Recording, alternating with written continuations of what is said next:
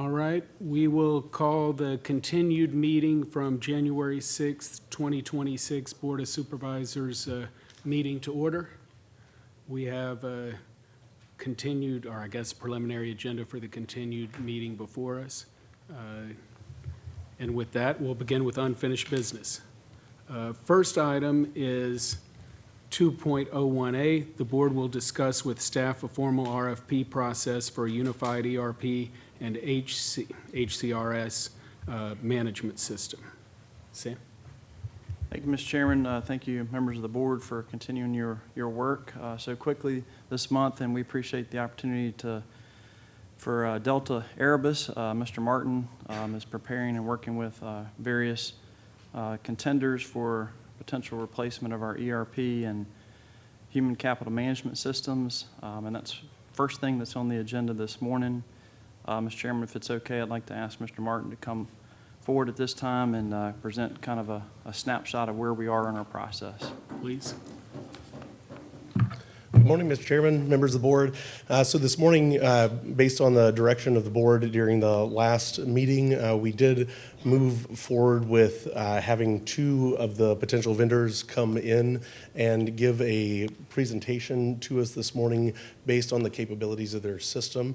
We narrowed this down by looking at both vendors that have existing state contracts in place that also have a proven track record of delivering these services, specifically also delivering these services in Virginia that are also cloud-based.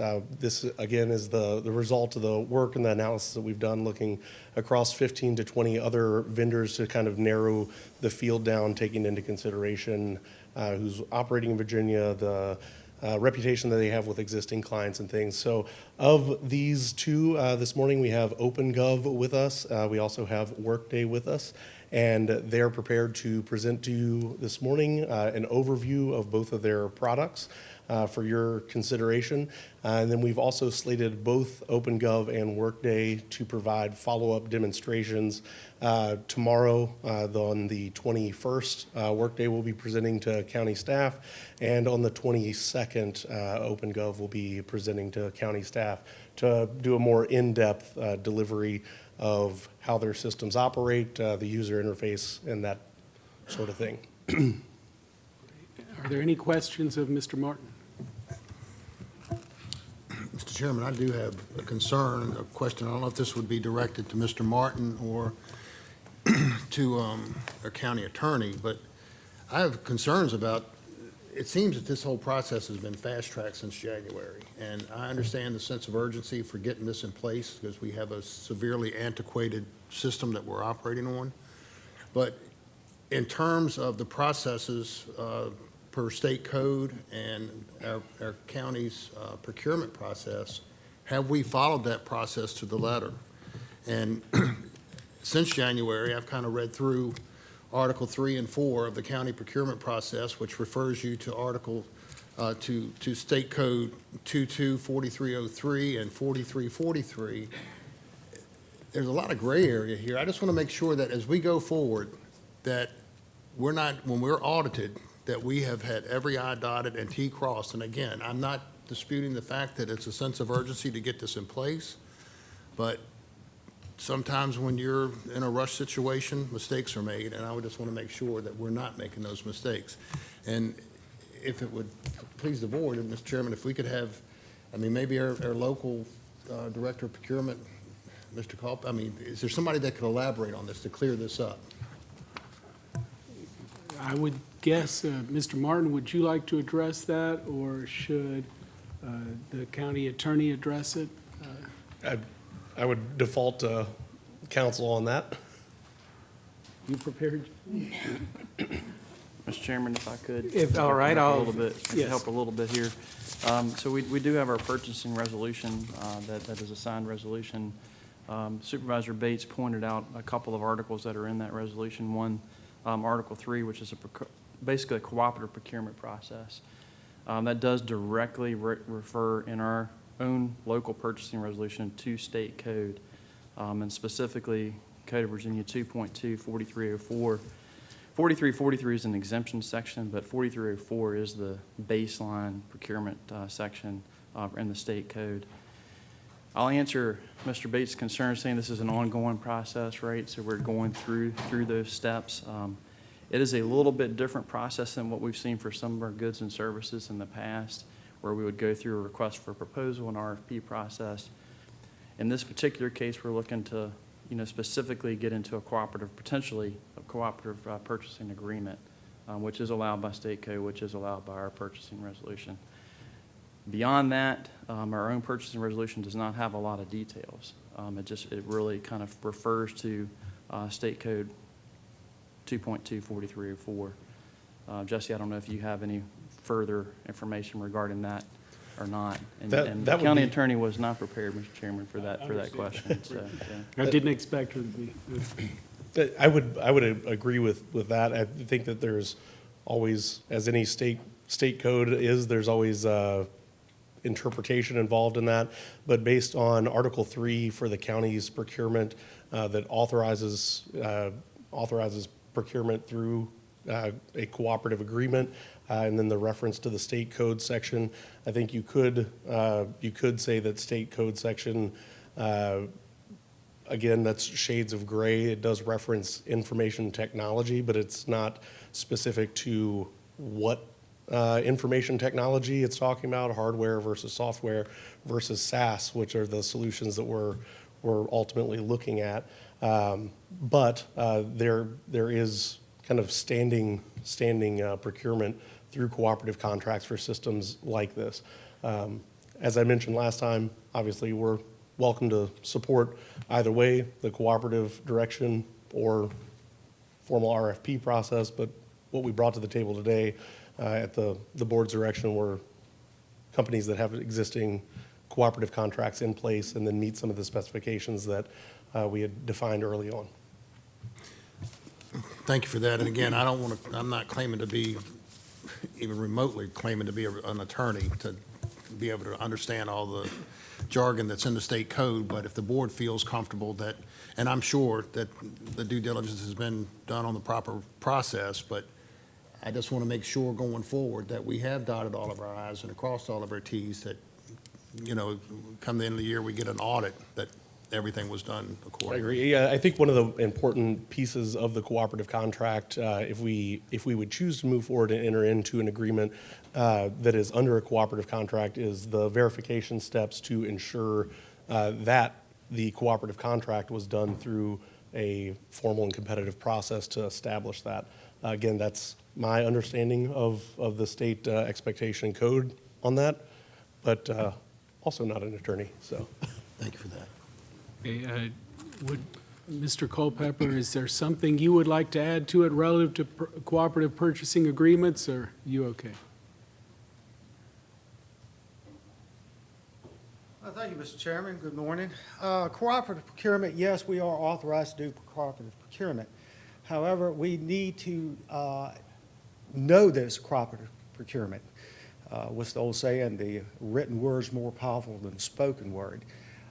We would have to research the cooperative language. Is this an actual cooperative contract? What is the term? Is Culpeper named, or is it any entity in the Commonwealth of Virginia?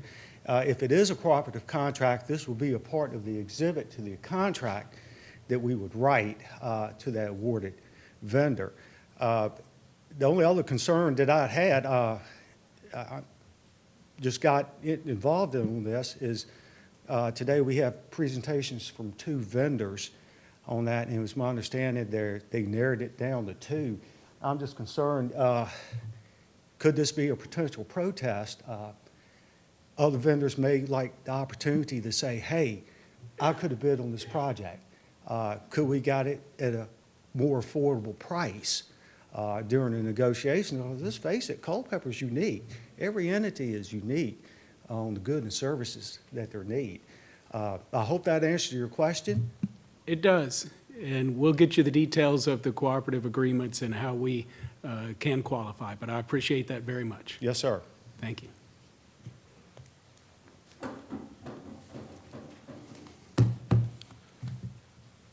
All right, any other questions for the board? All All right, we will invite up our partners from OpenGov to go ahead and give their presentation. Thanks, Jesse. Yes, sir. Good morning, everyone. I just have this to pass out.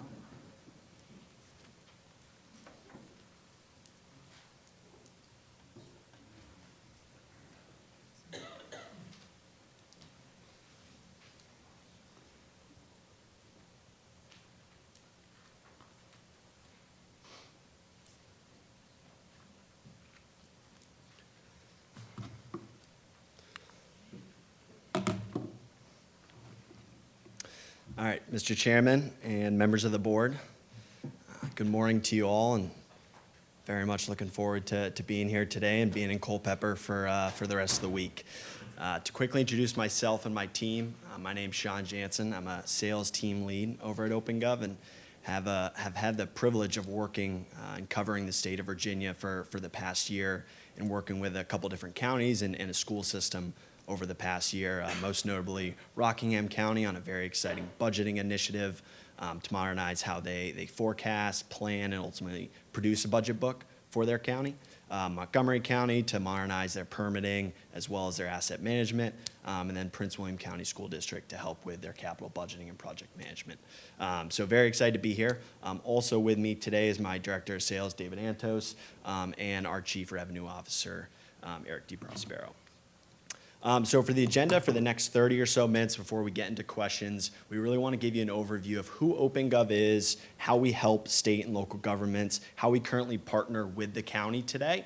We'll then move into the future expansion, right? How we're going to modernize a lot of your different systems across the county, how that's going to impact the county itself, all of you sitting in front of me today, as well as your county staff and, importantly, your residents of Culpeper.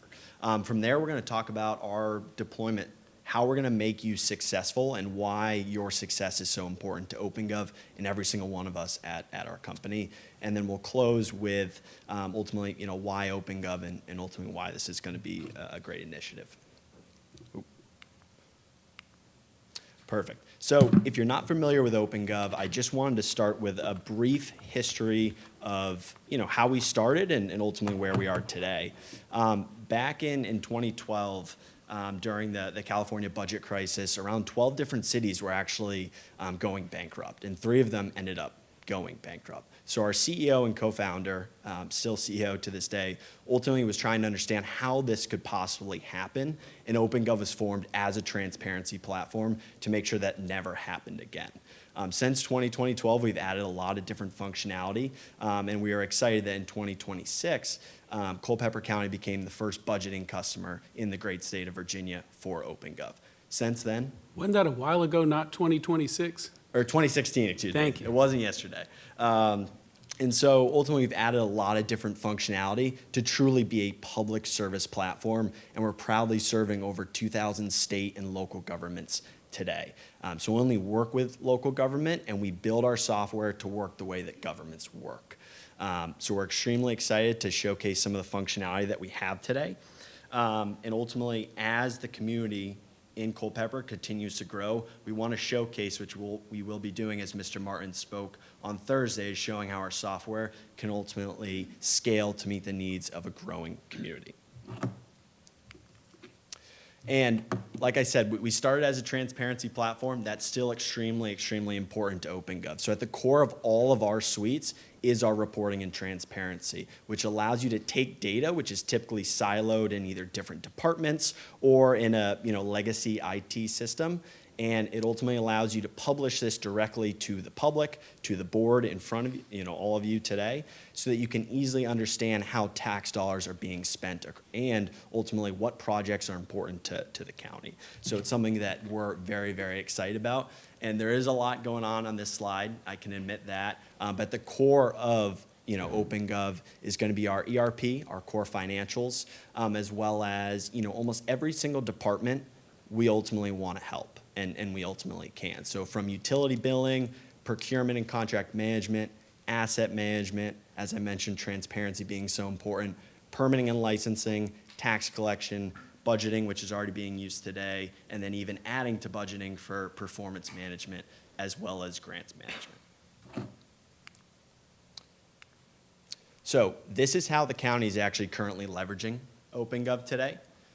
So as you can see, there are various different aspects of budgeting today, and one of them being the online budget book. So today, if you go online, you can actually see the school system's budget through OpenGov and various different ways that the data and ultimately, the budget is being showcased. We'll also be doing that for the county and publishing that very soon here. But there are other facets of budgeting, like workforce planning, operating, as well as capital planning.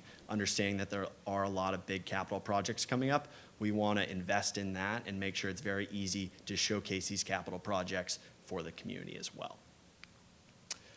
Speaking about our local presence here in Virginia and across the Mid-Atlantic, we work with over 50 different state agencies, the state itself, as well as counties and cities in Virginia today across a wide range of solutions that I just showcased. Here are some of our largest customers across procurement, asset management, permitting. This is truly the success that we've seen across some of the suites, and we're very, very excited about the opportunity to how we can modernize a lot of these different departments and enable them to do more with less, ultimately, to have software that's purpose-built for local government so that even as you're looking to I would say recruit and retain top talent, right? These type of systems are what folks are going to want to see when they join a local government, as they are accustomed to across Virginia using these systems. What makes us, I would say, stand out, though, is that public service is truly personal for OpenGov.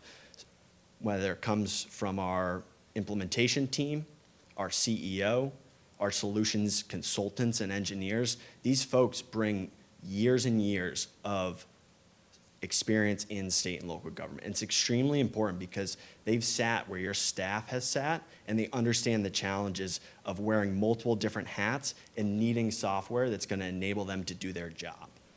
And so that is what really differentiates us between a lot of other software companies out there. Speaking about financial management, though, we're going to go very deep on this on Thursday starting at 8 a.m. I know it's a little early. Hopefully we'll bring some coffee. But we're going to be going very deep in with your finance team, with your HR team, your accounting department, to showcase all these different facets of our financial management and ultimately how we're going to deliver success when it comes to financial management. Culpeper County would be the first customer on financials in the state, and we're going to speak to why we are going to deliver success and what that success would mean for you all here. Our partner for the HRIS system will be NeoGov. Understand they're already being used in some capacity today at the county.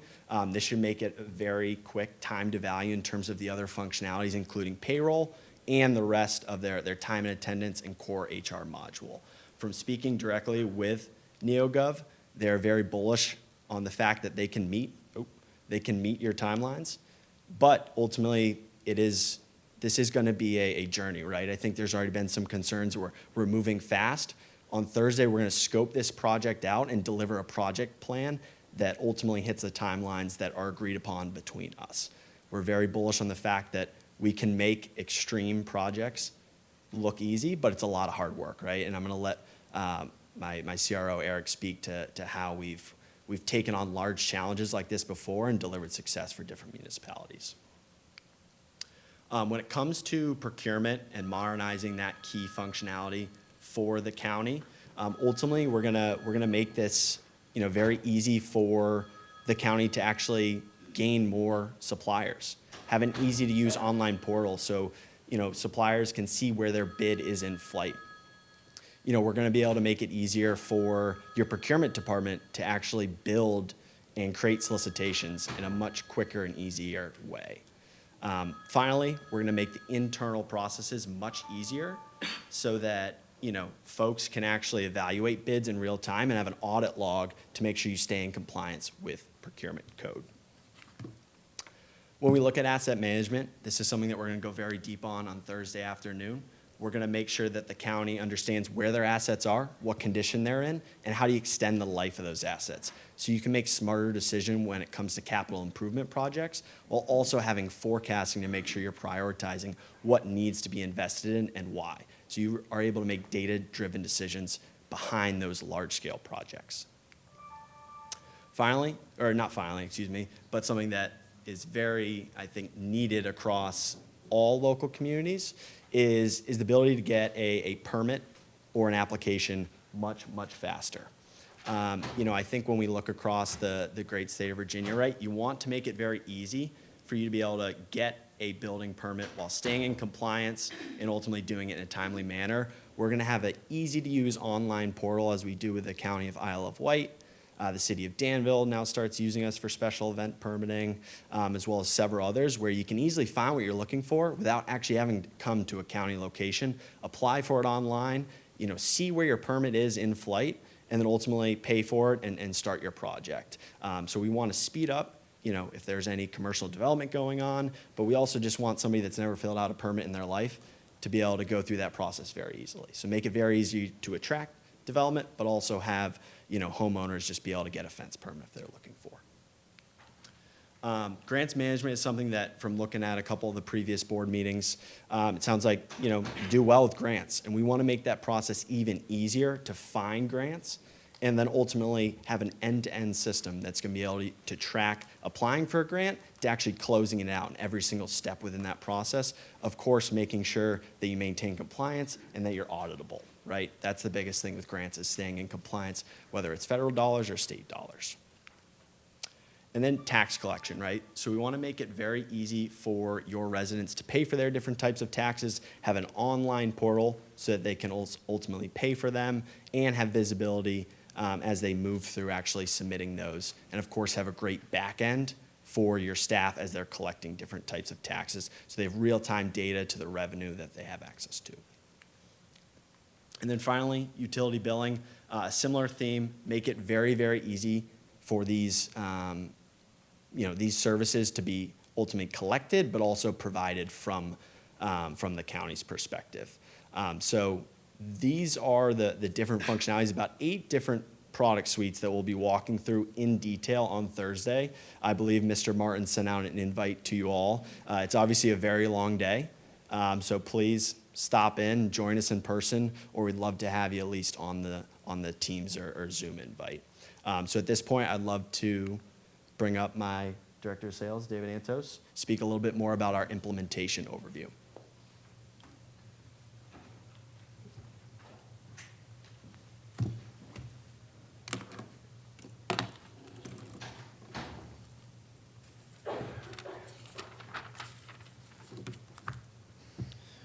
Awesome. Good morning, Chairman, Board. Thank you for having us today. I'm going to spend a few minutes just speaking a little bit to implementation and OpenGov's philosophy. So go ahead and sort of forward here. Sean already showed this, but I think it's worth reiterating. We are obviously a purpose-built government platform, but our people make the difference. Most of the folks that you are going to be engaging with have had some experience in the public sector. And in fact, many of the folks that are going to be joining us for the on-site workshop, implementation, scoping, and demonstration meeting on Thursday will have been in a government capacity. Gerard, for example, used to be the former Assistant Director of Community Engagement in Fishers, Indiana.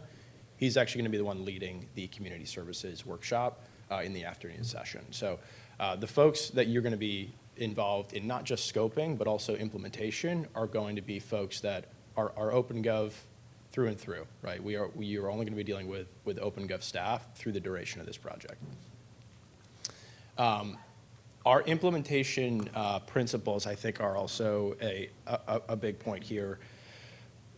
These are how we drive urgency, quick time to value, best practices, training, and support.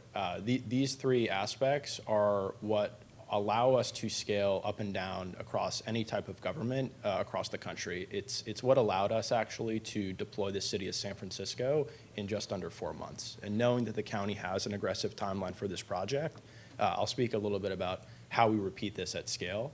But this is what you can expect from OpenGov. Obviously, a dedicated project team with multiple different resources, from project managers to implementation analysts, consultants, as well as data analysts that have experience with the county systems, AS400 I know being one of them. So you'll be with dedicated experts in this arena, and this is what we do day in and day out. So just a little bit about those best practices, and then from a methodology perspective, this breaks down a little bit more about how we deliver on a quick time to value.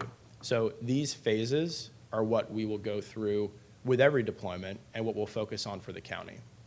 The biggest call out that I have in these phases is that the configure and train phase will be in person here in Culpeper County. And so we will spend several days not just going through configuration, testing, validation sessions, but training is a huge one. And so where we typically see a lot of, I don't want to say projects get stuck, but maybe some slowdown in delivery is making sure that every department, from directors to end users, have full confidence that they know how to use the system. And when we have a fully unified staff, we see projects not just meet timeline and delivery, but also exceed expectations in terms of satisfaction and usage of the system. And ultimately, we want to make sure that not just core financials, but your full public service platform ERP is being utilized across all county staff. And so we actually, ahead of this, had our implementation and professional service team put together a preliminary OpenGov Financials implementation timeline based off of a desired go-live date of July 1st. Now, a call out that I do have for this timeline here is this will obviously not be the full OpenGov public service platform, but knowing that the core financials capability is one of the highest priorities for the county, we are aligned across OpenGov to meet this timeline, and we will spend Thursday further validating and scoping and put together a more formal scope of work to ensure that. But you have commitment from OpenGov that we will meet your desired go-live date of July 1st. That is commitment you'll hear from our Chief Revenue Officer, Eric. That's commitment that you'll hear from our CEO, Zach. You effectively have the full weight of OpenGov behind you, ensuring that we're going to meet the county's timeline.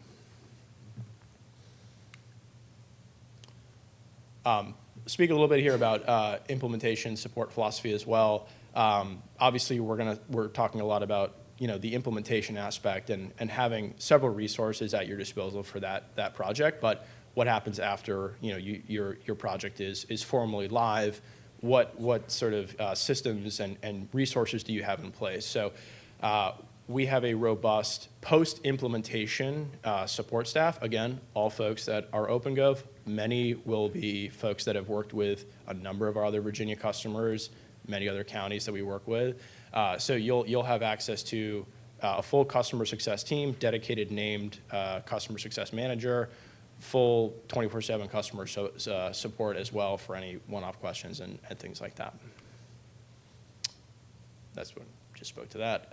But multiple different channels and avenues for you to get answers to questions.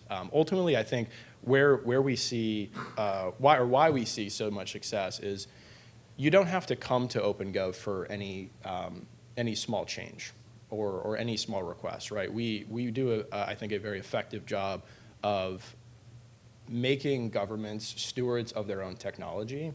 And so by enabling departments and enabling all the different stakeholders that are typically involved in onboarding, implementing, and managing software, because we're easy to use, no-code, purpose-built for government, it allows a lot of times our customers to take ownership of the systems that they're managing with OpenGov. And so, whether it's making small changes to, for example, how you want to configure a fee for a building application, or maybe you want to, make some changes to how you're putting your formal capital plan together, whatever it is. You have not just the ability to do that, but you'll be empowered and trained to do so as well. And so I think ultimately when you look at our success in the state, that has always been a defining factor.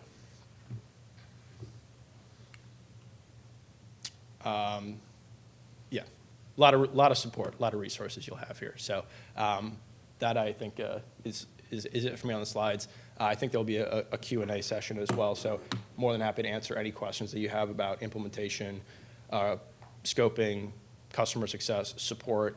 Take that very, very seriously. And, I think that's something that has shown in our success in the state. So happy to answer any questions on that aspect. Thank you again for your time.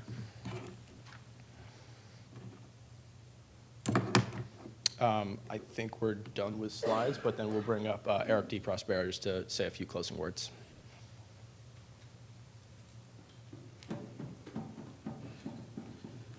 Good morning, ladies and gentlemen of the board, Mr. Chairman. So before we open it up for Q&A here, just wanted to kind of reiterate our commitment and history with the county. Believe it or not, we're actually coming up on 10 years with our relationship with the county and the school district. So September and October of 2016, we actually finalized our contract with the county. And Ms. Valerie Lamb at the time, Mr. John Eggerson, to bring on our budgeting, financial reporting, transparency tools, and obviously again we're going on soon to be 10 years strong. So I think what you'll see here, and a very common theme for us, is public service is personal, right? And you can have the best technology in the world. As I think as Mr. Martin highlighted, 18, 20 different, vendors out there that provide all this, great ERP and public service technology. But at the end of the day, it's also about the people behind the product and behind the company. And, we are customer focused and customer obsessed here at OpenGov. And I think, many folks have already experienced that here, but really wanted to continue to share that with you all and make sure that the board and the staff knows that for us, success is the only option at the end of the day. And we overinvest and put people that know government on top of software built for government and ensure that we have success at the end of the day. So thank you for the time. We'll open it up for Q&A at this point. That probably makes sense. Questions from the board regarding OpenGov?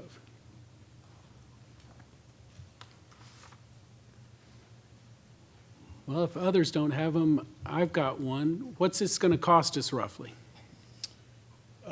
Sean and David have worked up our pricing estimates.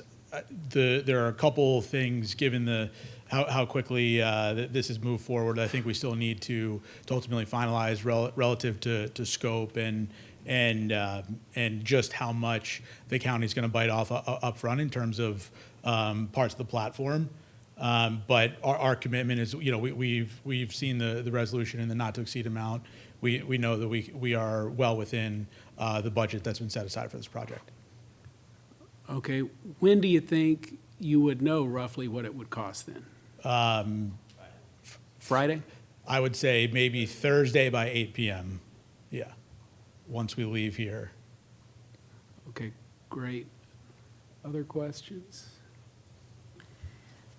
I do have a couple questions. One of the things that was really nice that you mentioned was how easy everything could be done online, which is great for a lot of our residents. However, we do have a lot of residents that even if they have access to online, which some we don't at this point, but even if they have that access, they're not going online to submit for a building permit and so forth.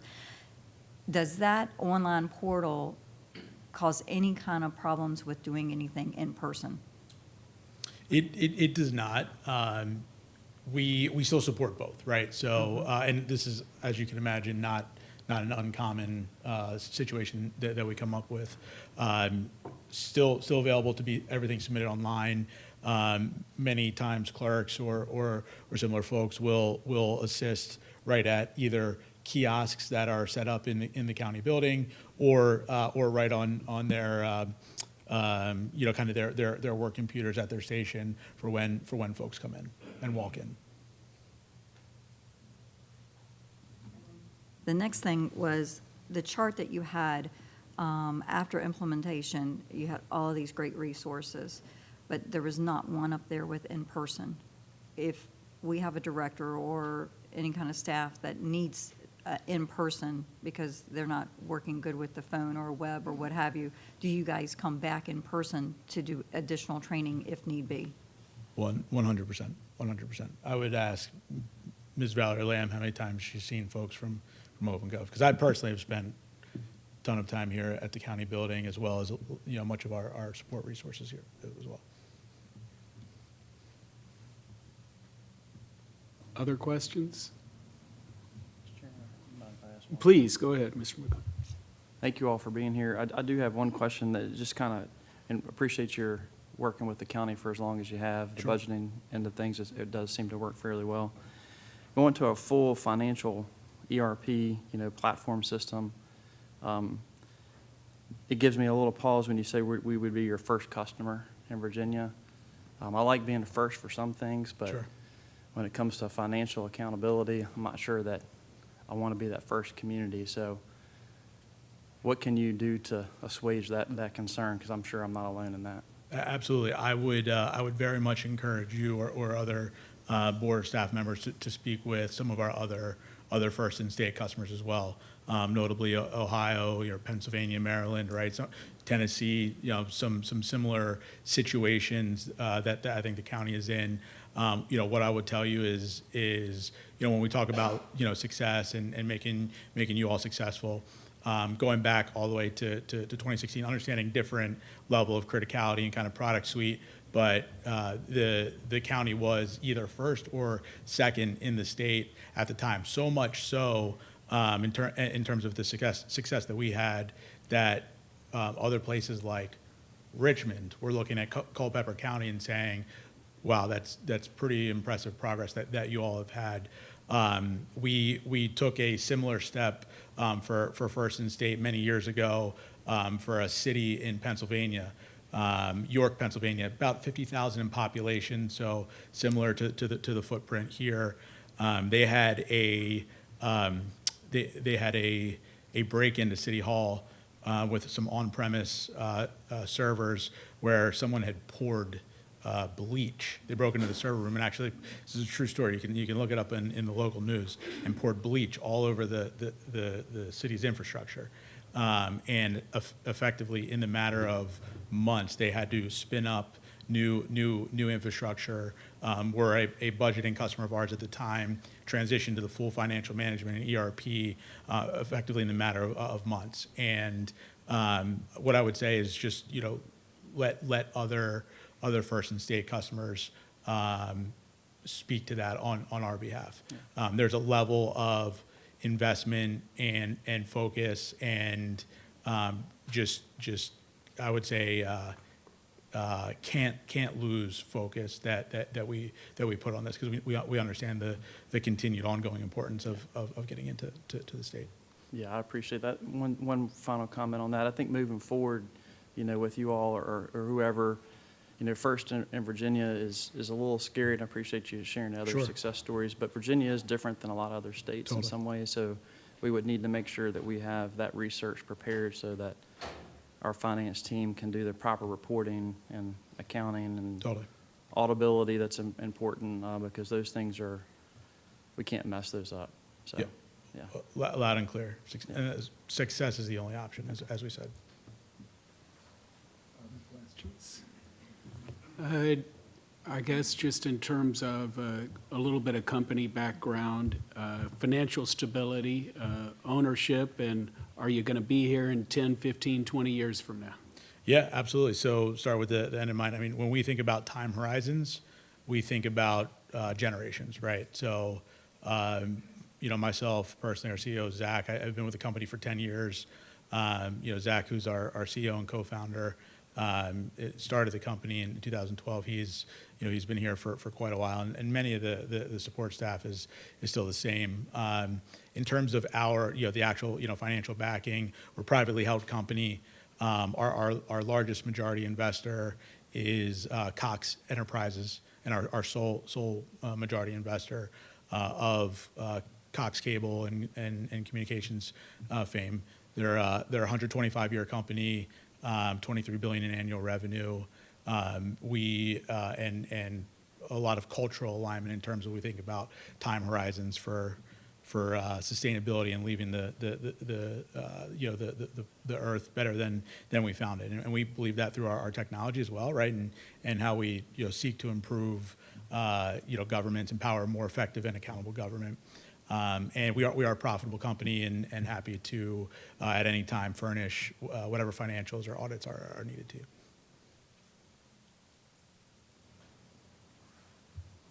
Any other questions? Thank you very much. Appreciate it. Thank you very much.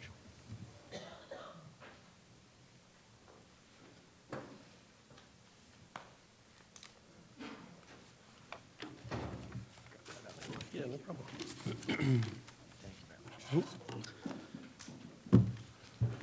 All right, Mr. Chairman, our second presentation of the day is from Workday.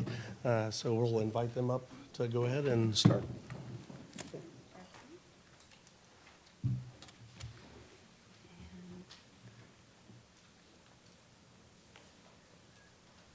Well, while we're getting that pulled up, good morning, everyone.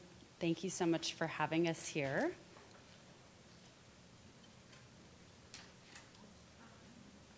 Wouldn't be a technology conversation without a technology delay, would it?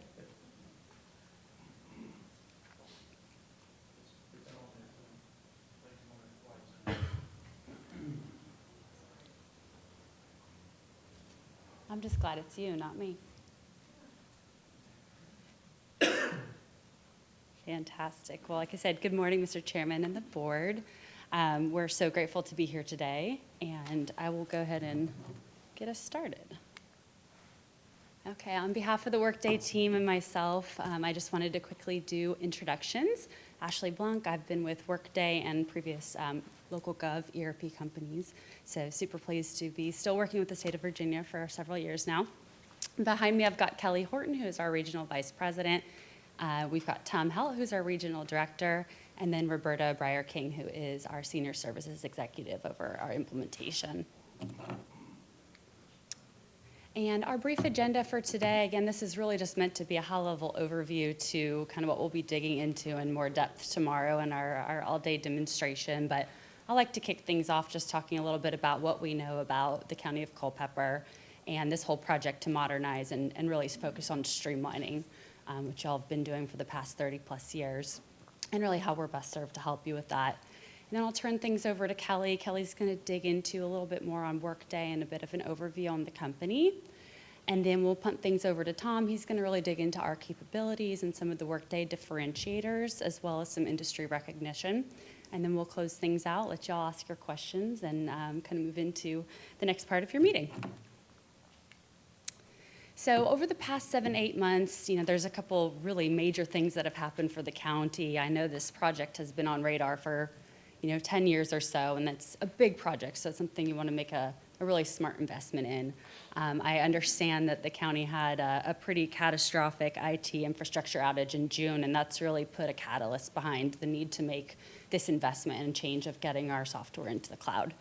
That critical infrastructure protects your data, it protects your staff, it protects your citizens, so any risk there is really kind of an astronomical downfall to the county in terms of both people and the dollars. Millions of dollars can be at stake here, which is no small amount of money. So the three things that I really want to focus on in terms of my understanding of the county and how I think Workday is positioned to help really falls into these three categories. Our goal is really to deliver a unified cloud solution for our core business processes across finance, into HR and payroll budgeting.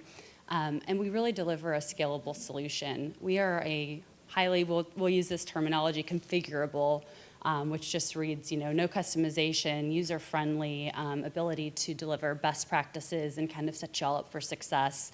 That's not to say that you can't tinker and make it personal, because like we've talked about between OpenGov and ourselves, every agency has their own specifics, and we are in a position to be able to tailor to you. I think the key thing that I'll leave you with under this theme here is really our goal to reduce operational workload and strain on staff. Culpeper has an intimate staff, and that means your people are wearing numerous hats and doing quite a lot. right now, as I kind of transition into my second themes here, they're doing so much with so little. So our goal is really to enable them for more strategic time and a lot less of that redundancy and kind of duplicative work, which is, tangible and intangible when it comes down to dollars. So I think you'll get to see that in action tomorrow. Kind of transitioning into automation, I mentioned this just now, we're doing a lot of duplicative work. We're running in numerous disparate systems. We have people double entering from one system into the other. We're running in spreadsheets. I think, do we even know how many people work for the county on any given day? There's a lot that we're going to be able to deliver around transparency, as well as delivering accurate, auditable payroll. I know there's been quite a lot of challenges around six-figure deltas in payroll, and how do we remedy that? Anytime we have staff that can't get a reliable paycheck, that's a problem. We want to be helping you to reduce your compliance risk as well. Tom will talk about this a bit later, but being cloud-based, it enables us to integrate to any software solution that you're currently using and maybe in the future, which enables us to grow and scale with you. We'll definitely dig more into that in the demo tomorrow as well. And I said this before, but I'll reiterate, I think it's super important. The more we can automate, the more we can reduce manual processes and custom workarounds. You are not unique in the fact that you guys are doing a lot of, custom, specific. We've figured this out over the years to kind of bridge gaps, call them Band-Aids, but, with Workday, you'll be able to eliminate a lot of that.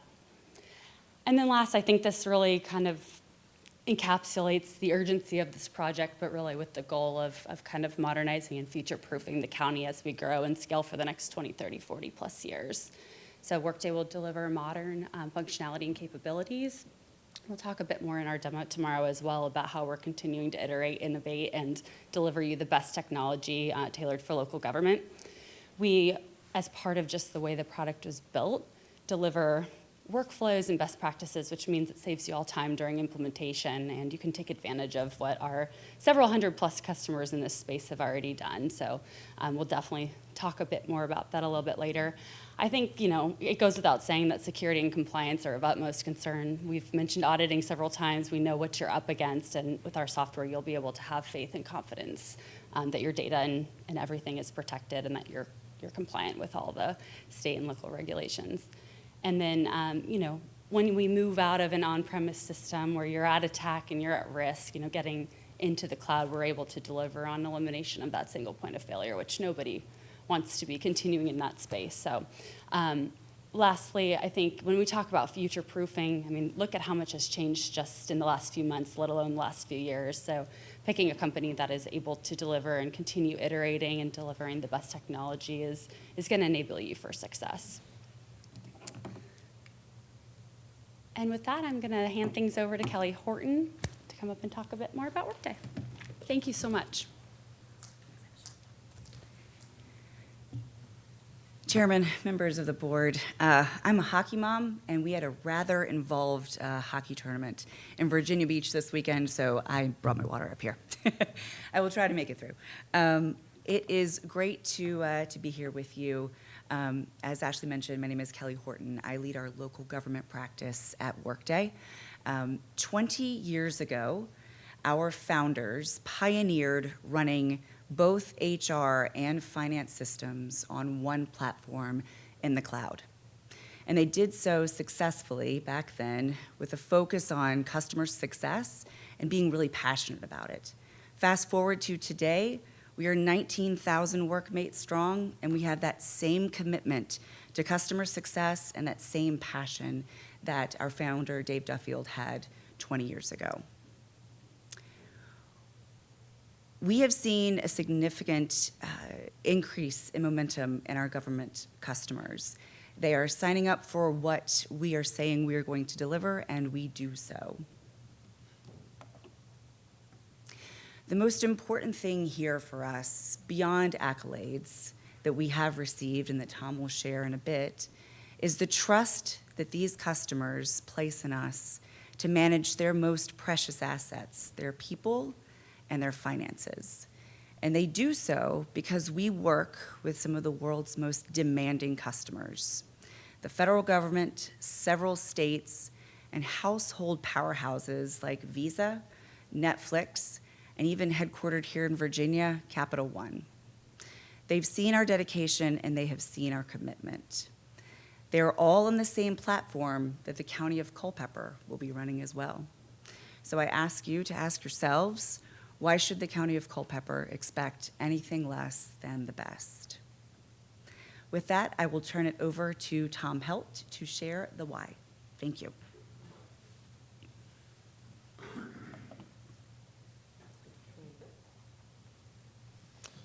Mr. Chairman, members of the board, thank you for having me. As Kelly said, my name is Tom Held. I'm the regional director for our local government business, so I cover the entire East Coast for our team. I've been in the ERP space. Next year it'll be 30 years. It's been my whole career, either implementing or helping customers modernize their solutions. 20 of those years have been spent solely focused on government. And that's what led me to Workday. They were, as Kelly said, we've seen a tremendous shift in local government's adoption of technology and specifically cloud-based technologies for their enterprise software. And as Workday was growing, they were looking for people that could help in that, and that's what drew them to me. And what drew me to them was their ERP platform. This is what we do. This is all we do. Financials, HR. We say we help governments manage their people and their money, and both of those under one system, fully integrated. So I was attracted to this company because of their customer service. People always spoke well of them. Their customers speak well of them. Their customers show up and present on their behalf sometimes. And that was very attractive to someone like me who's spent a career in this. So I hope you see from us today and tomorrow during our demonstration the same thing that I've come to learn about Workday. It's important to differentiate yourself. They say that all the time in sales. What are you different? How are you different than everyone else? And so I wanted to just kind of outline these 5 things for you in the next few slides. And I'm going to start at the bottom there because it really, Kelly highlighted, it's really all about our customers. It's all about the community that we build. It's all how you learn from your peers out there. And all of our customers are on the same version of the software. So when you implement Workday and you have a question about something and you ask Virginia Beach how they're using it or Chesterfield County how they're using it, you don't have to say, well, what version are you on? Or what do you have for HR? Which HR module or which finance? Same version. Everybody's on the same version. That's what cloud-based technology and being first to cloud has given us. Our technology is built in such a way that we only have to upgrade it twice a year, and everyone's upgraded at the same time. So you're always on the same version as your peers. How we organize data. Not to get too technical here, and that's why I love this picture. Picture's worth 1,000 words. So a relational database versus an object model. A relational database, if you think about how systems like the systems you're currently on were born, we essentially took what we knew and how we organized data before in filing cabinets, and we digitized that. That's why we have things called files, right? Even now they're electronic, we call them files because of a filing cabinet. And when you want to go find something from a filing cabinet, you have to know what stack you want to go to, which drawer you want to open, which file you want to get to. And then once you get that information, it may present more questions for you. Maybe you're looking for a candidate and someone who has skills in Microsoft Word, and you find one, but you want to look for another one. Well, how do you find the person that also has those skills? Well, you have to open another filing cabinet. You can't just, wouldn't it be nice if you could just pull a string on, oh, well, show me everyone that has that skill. That's what essentially an object model does for you. It works more like a human brain. And this is really going to come to life tomorrow. You're going to see as we navigate through the system how we can get from financial information down to who the manager is involved that approved a requisition down to the candidate who we're getting ready to hire just by going through our object model through the system. So I think this is really important, and this is what really sets Workday apart, is our ability to take that integrated information, both your people and your financials, all under one roof so that you can get at the information that you want to. Our business process framework, our demonstration consultants are going to show this early and often. We come with a point of view, so we don't just give you an empty piece of software and you have to go in and then configure it. When you enter an invoice, what step do you want to happen next? You know, when you enter a vendor, who needs to approve it? We come with a business process framework in mind of over 600 pre-configured processes. So you don't need to analyze how you're doing things today and how do we want to do them differently. We're going to come with a point of view. And you can still affect that point of view. You will have different processes than our other customers, and you'll need additional steps in your process. And our software is flexible enough that you're able to configure that, take steps out, add steps of your own, but we come with an opinion. And when we talk about implementation a little bit, that's what helps speed up the implementation process, is you're not trying to build it from scratch. If anybody's ever done construction or built a house, it's the difference between just getting the wood and having to build the trusses yourself to configure your roof, or having the trusses pre-built and show up and now you just have to assemble them. So that's really what our business process framework allows you to do. And it helps to actually talk a little bit about the workflow and the automation. This is what helps everyone kind of do their job in the next step of the process. No longer do you enter an invoice and then you have to go tell the person in AP, hey, I entered that invoice, it's ready to be paid. They're notified automatically because that's the next step in the process. So they don't have to go look and say, well, let me see what invoices are ready to be paid. It's waiting for them in their inbox. Looking forward to showing you that tomorrow as well. Oh, and a huge point of emphasis here. Audit is always on. We track every move in the system. If you change a field, we know who changed it. We know what time you changed it. We knew what the value was before you changed it. We know what the value was after you changed it. You can't turn that off. In older systems, that used to be a major bottleneck. It would crash these systems, take it to their knees. But the way our system was architected, and with the cloud computing that we have, it doesn't bog down the system at all, and we're able to track every move in the system. Reporting and security, these systems are only as good as the data you put into them and the data that you get out of them. And I think for this body, what you need is actionable information from the folks that work here. What you'll see with our software is not only is it pleasing, to the eye and nice graphical analysis, but it's actionable. These dashboards, as we refer to them, each one of those is a report, and it's live data. This isn't static and we have to upload a system, because everything's integrated. When you enter something into, when you hire someone and state what their salary is, those dollars are automatically encumbered, and we see that over on the financial side. We don't have to run an export or an import or have a separate data repository to store this information. And then you can act from these dashboards. You can click on those numbers and those charts, and it'll open up more data and allow you. This is where that object model and that the way the brain of Workday works is you can drill into this information and continue down until you get the answers that you need.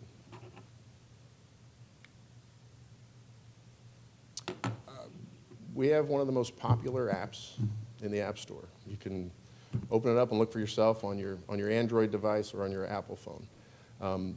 We want to meet the workers where they are, and whether it's on an iPhone, whether it's at a kiosk, if they don't have access to technology, or on their computer.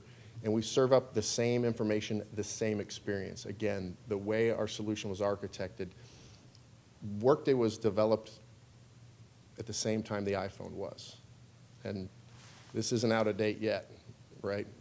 Apple keeps it modern, has a great user experience. Workday does the same thing. Allows employees to see their paycheck, change their W-4, enter time, allows managers to approve invoices. It's one of the most commonly used apps I have on my own personal phone. I'm able to complete performance reviews on it. Having the ability to move between my desktop and my handheld is extremely important. And I think modern workers expect this. They expect this, and it really does help in attracting talent as well.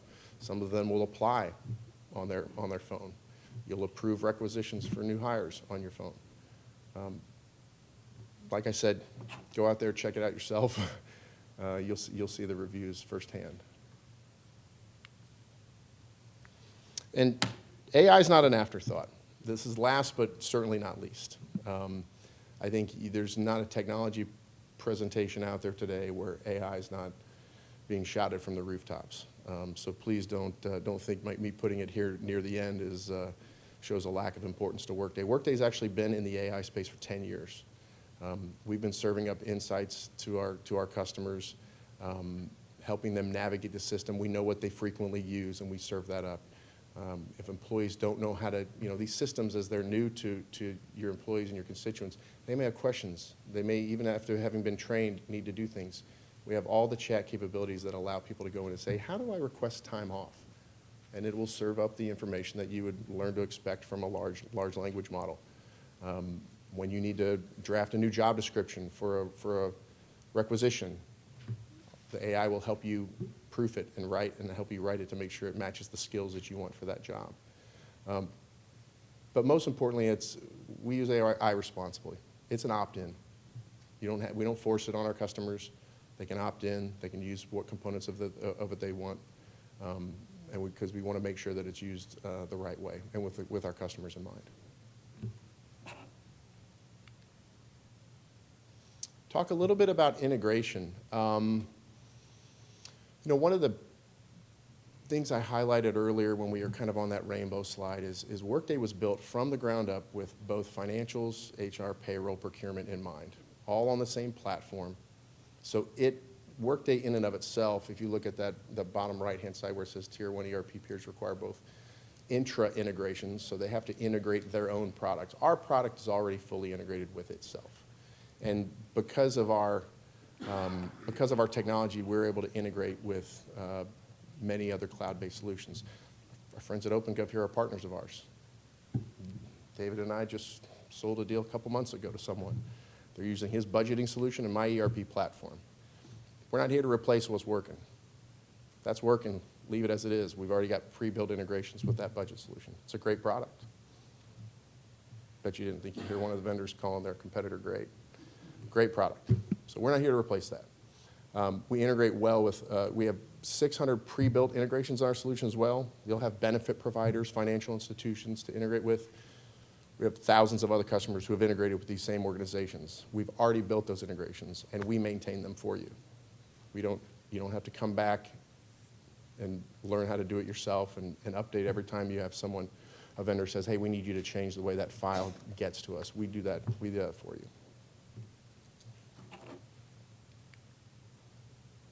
And then deployment. Roberta's here with us. She's going to be meeting with everyone tomorrow. She's going to go into this very extensively tomorrow. But we call our methodology launch because it's about getting you the quickest time to value, getting you on a modern system as soon or as responsibly as possible. It comes with a pre-configured tenant. Again, we show up with an opinion with the way other county governments have done things inside of Workday, the way other commercial organizations have done things inside of Workday. We don't shy away from the fact that we have large commercial enterprises. They a lot of times benefit our government institutions. They provide insights into our product that sometimes revolutionize the way we run our businesses and the way we run our governments. And we think it's very beneficial.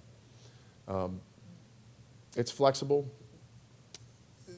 User adoption is the most important part of any implementation. I heard a long time ago a quote from a mentor that said the single biggest success factor in any technology project is the end user's willingness and ability to accept and benefit from the change. And the only way they can accept it is if they feel like they've had a part in it, and the only way they can benefit is if they've been trained properly on it. So we believe we can have the county fully operational in this calendar year on both our financials and our HR platform in a successful manner. We think that's a responsible timeline. We think it'll give your team time to do their day job and have input into the project, test it to make sure it's been done correctly. And we're looking forward to kind of showing you all the feature-rich functions that we have in our methodology and the things that come with it out of the box. In my closing comments, there's an old proverb that says, don't boast about yourself, let others do it for you. And so that's what excites me about these next couple of slides is the first, Gartner. For those of you who don't know, Gartner is a major technology research institution. We have no partnership or affiliation with them. They conduct their own independent research.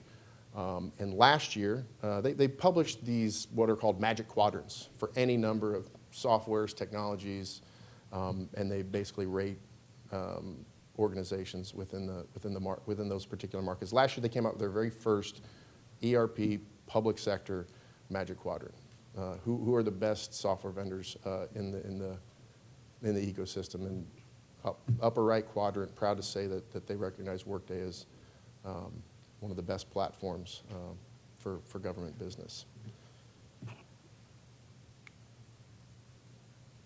And then along with that, I think a lot of what these other accolades are really about is it's about our technology and our people. I don't want to shy away from the people aspect. I love the people that I work with. The culture is fantastic. The values of Workday are espoused on every one of our company conference calls.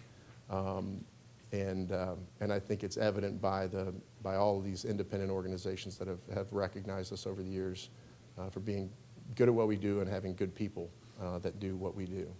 So excited to share that with you. And I will turn it back over to Ashley for closing remarks. Great. Thanks, Tom. Awesome. Well, thanks for your time and attention. I know listening to two vendors talk about how great we are and why we're the best for you is a lot to get through. So I hope our brief overview did showcase how we are uniquely positioned to help County of Culpeper with this really important initiative. I didn't share this at the beginning, but I'll take the quick minute to share it now.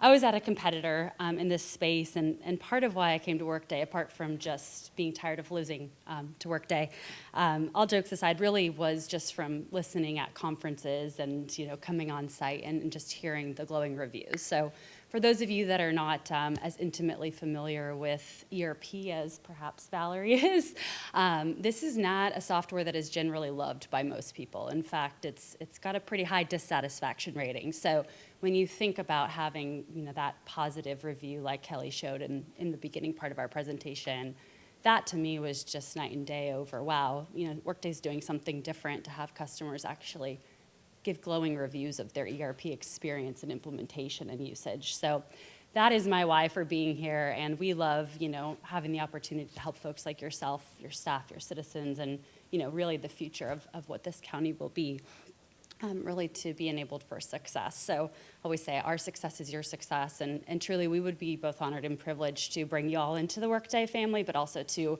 have the opportunity to come in and be part of Culpeper County's, intimate family as well. So thank you for that. At this time, I'd just love to open up for any questions. Questions? All right, I'll kick off again then. What timeline, did I get it correct, that calendar year is what we're looking at, and then what would it cost? Yep, so absolutely accurate based on, again, kind of similar story. Once we get a little bit further on scoping, sometimes things can shift a teeny bit, but that's really just to make sure that we're delivering the most accurate picture as you go in. So with that, within cost, I believe your budget that you have up there is pretty dead on to what we're looking at, so. When can you get us, I guess, a more specific quote so that we could compare? Yeah, so Jesse and I are planning to discuss that this afternoon. I think just with the inclusion of the schools, we want to make sure that we have full line of sight to any complexities there. But I always say, we're only as good as the information as we have. So kind of similar to OpenGov, we can fine tune and tweak, but we want to make sure that when we go into contracting phase, if we were lucky enough to win your business, that we have the most accurate, scoping possible. But just know you can always change things later too if need be. So as soon as we need to, we can turn it around real fast. I know that's a vague non-answer answer, but.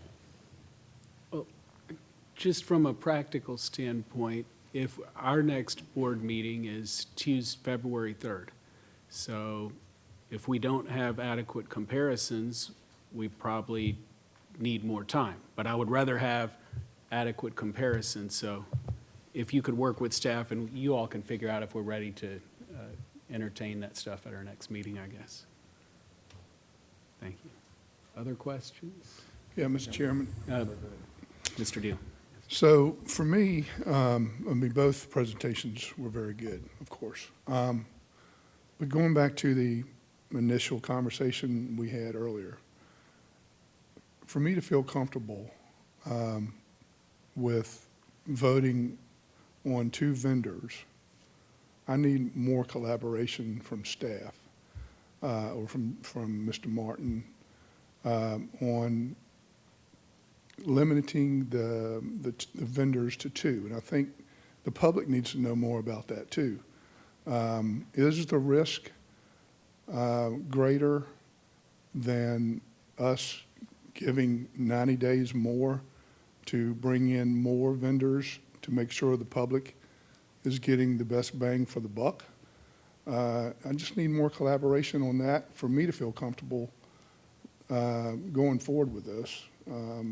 Maybe from Sam or Valerie, especially when our procurement officer comes up here earlier and says that we're pivoting from the normal procurement process and limiting, we got 2 vendors instead of opening it up to more vendors to bid on the project. So I just need to feel better about that. Maybe if Jesse could answer that after we're done with questions, if any, for Workday, if that makes sense, Supervisor.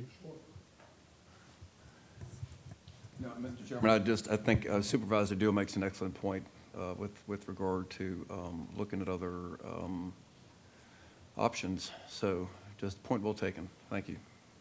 Okay, are there other questions regarding Workday, timeline, process, company, et cetera?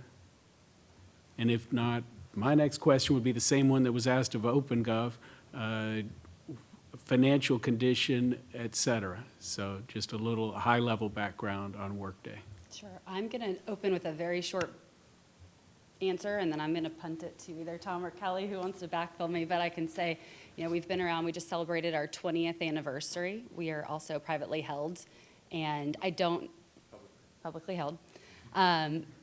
We have over 10,000 customers running on Workday and billions of end users. So, in terms of stability, I feel very confident to say we are not going anywhere. Tom, Kelly? Yeah, we're publicly traded and $8 billion organization, financially stable, cash stable. All the information's out there online, but we can certainly also provide you with whatever detail from a financial statement perspective you need. But yeah.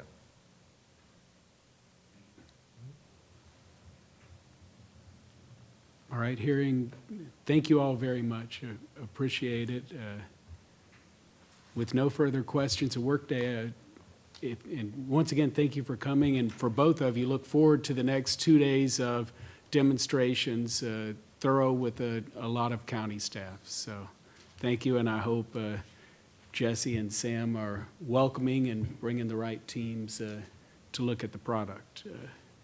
And with that, Jesse, if you could answer the questions from Vice Chairman Deal regarding, should we be looking at others and taking more time? So, of course, as we did at the last board meeting, initially our approach was to go down the path of RFP, and then based on board's direction, we were asked to bring some options to the table in the near term.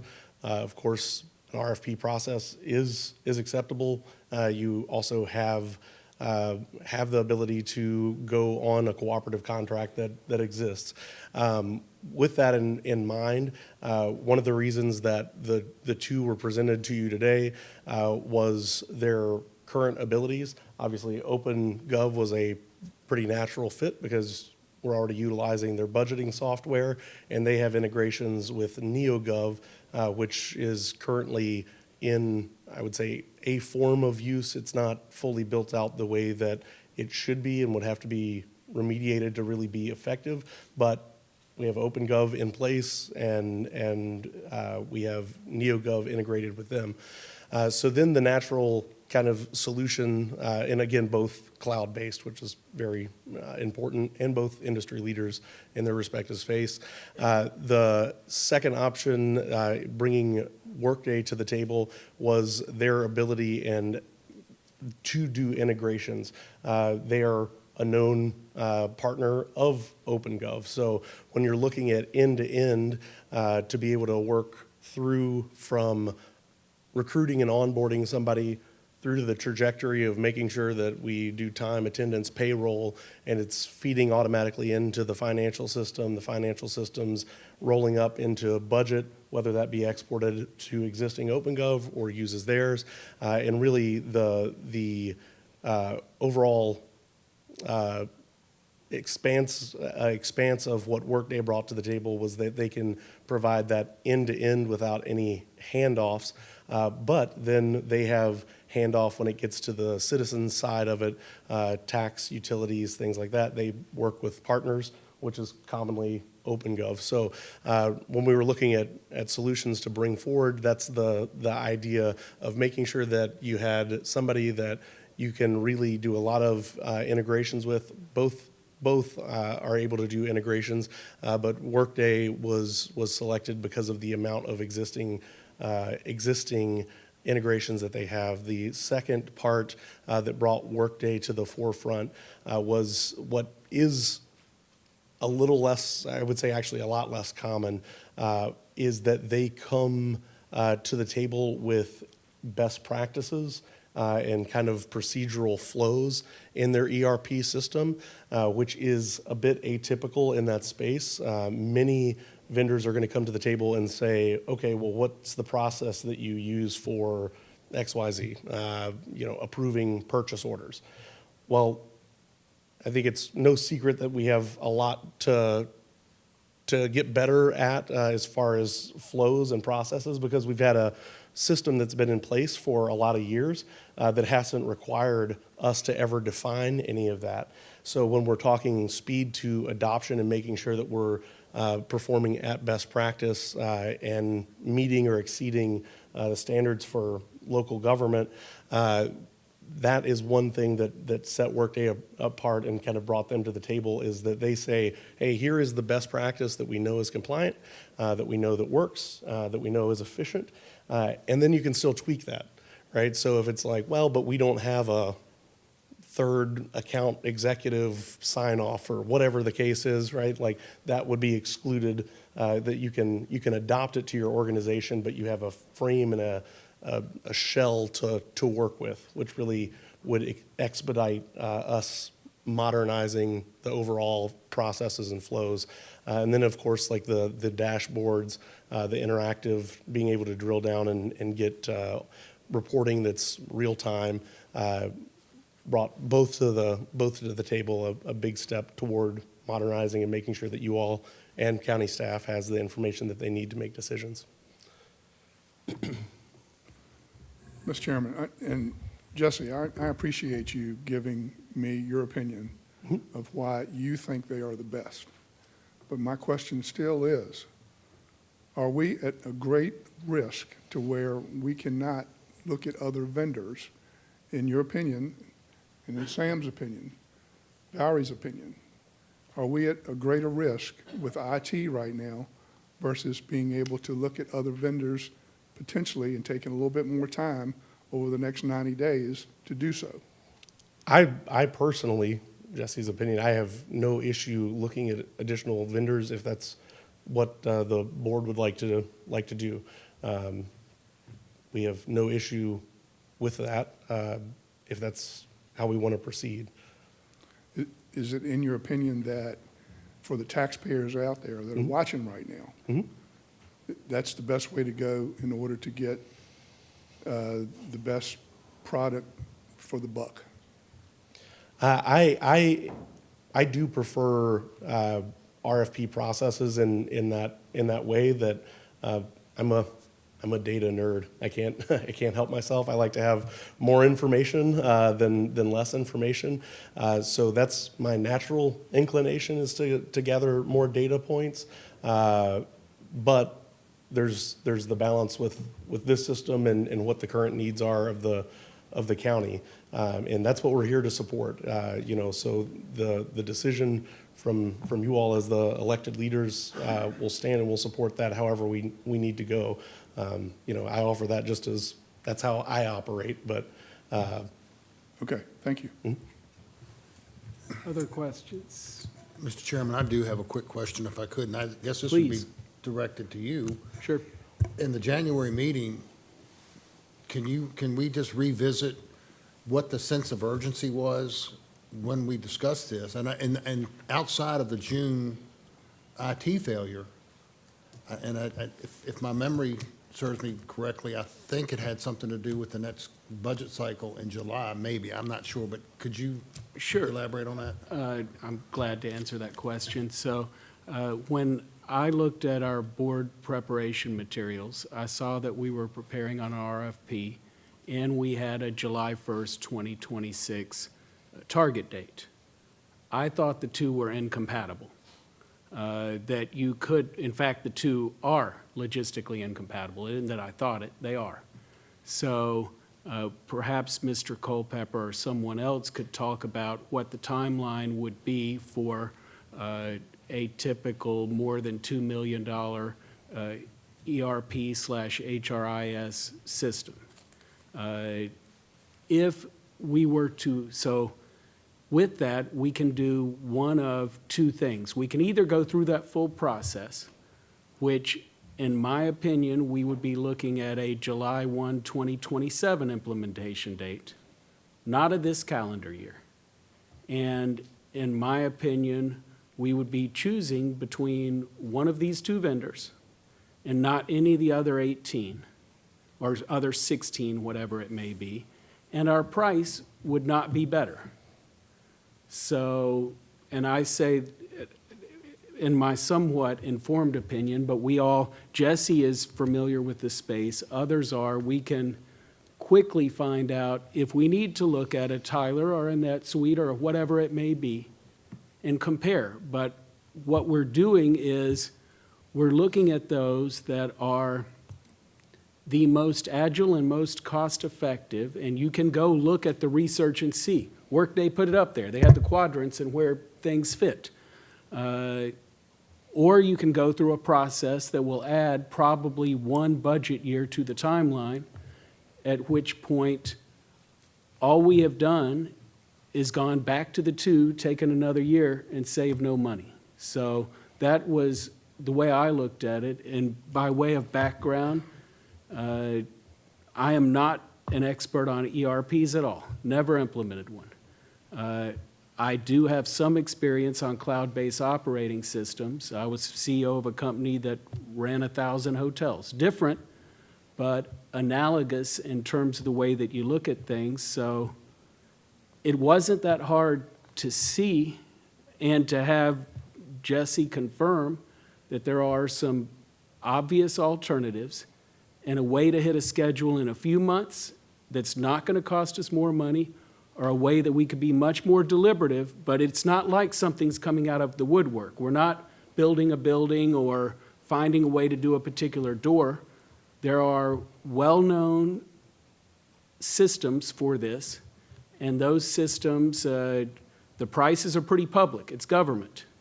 The implementation times are pretty well-known, and we can either look at it and choose, or we can say, add a year to it, and if we do, we can, but we'll be back here probably with the same two in very similar time frames a year from now.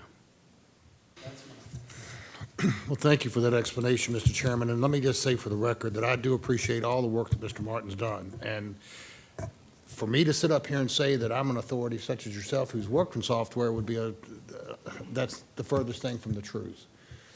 I'm going to rely on staff, and my point earlier was just to make sure that I do understand the sense of urgency that we've started since the June incident, but I just want to make sure going forward that we're not at the finish line with either company, and I think both companies gave a great presentation, but I don't want to see us have to take 10 steps back because we didn't do something the way it should have been done. That said, talking about, to Mr. Deal's point about bringing more people in, I don't know, based off of Mr. Martin's comments and the two that are here and based off the presentations, I don't know that we're going to find two that are more used in the industry, in the Commonwealth, and throughout government nationwide. And I think the next 2 days are going to be paramount when it comes to the department heads, them, having input, seeing how this is, used, because I don't think anyone on the board here is going to be using this software on a daily basis short of retrieving information. So again, that's for clarity, that's where I was going with the comment. Thank you, Supervisor Bates. Mr. Chairman, just one final question for Jesse. If we were to go down the road, as Supervisor Deal is suggesting, for a more competitive RFP process, our IT infrastructure is stable enough now to, if we were to go another 6, 9 months, a year, are we stabilized enough in order to wait that long? Well, so one of the benefits of pretty much any solution that I believe would be under consideration is that it is moving to a cloud-based model. So it would be lifting it off of the existing infrastructure. So ultimately, though, it's I wouldn't necessarily classify it as emergent, like we have to get rid of this. It does immediately reduce risk by lifting this off on-prem, and reduces any sort of system issues that we have with the current finance system running on pretty antiquated hardware.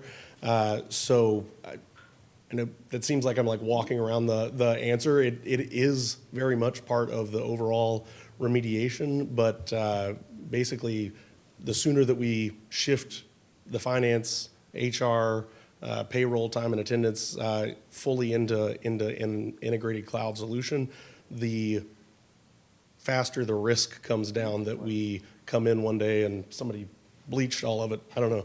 That was a wild story, guys. So, that definitely helps. Yeah. Well, and with that, Supervisor Lee, maybe a way to look at it is there's a trade-off between stability and functionality. The AS400 is extraordinarily stable. The only thing more stable than it is probably pad and paper, which is very, very stable. And by the time you get to Workday and OpenGov, they're stable enough that the federal government, the state of Virginia, Visa, Capital One, the city of San Francisco use them. So still somewhat stable, but in terms of functionality, as they both mentioned, or as Workday mentioned, we had a few $100,000 relative to payroll that could have been done better. And so we have risks that are associated with our current processes.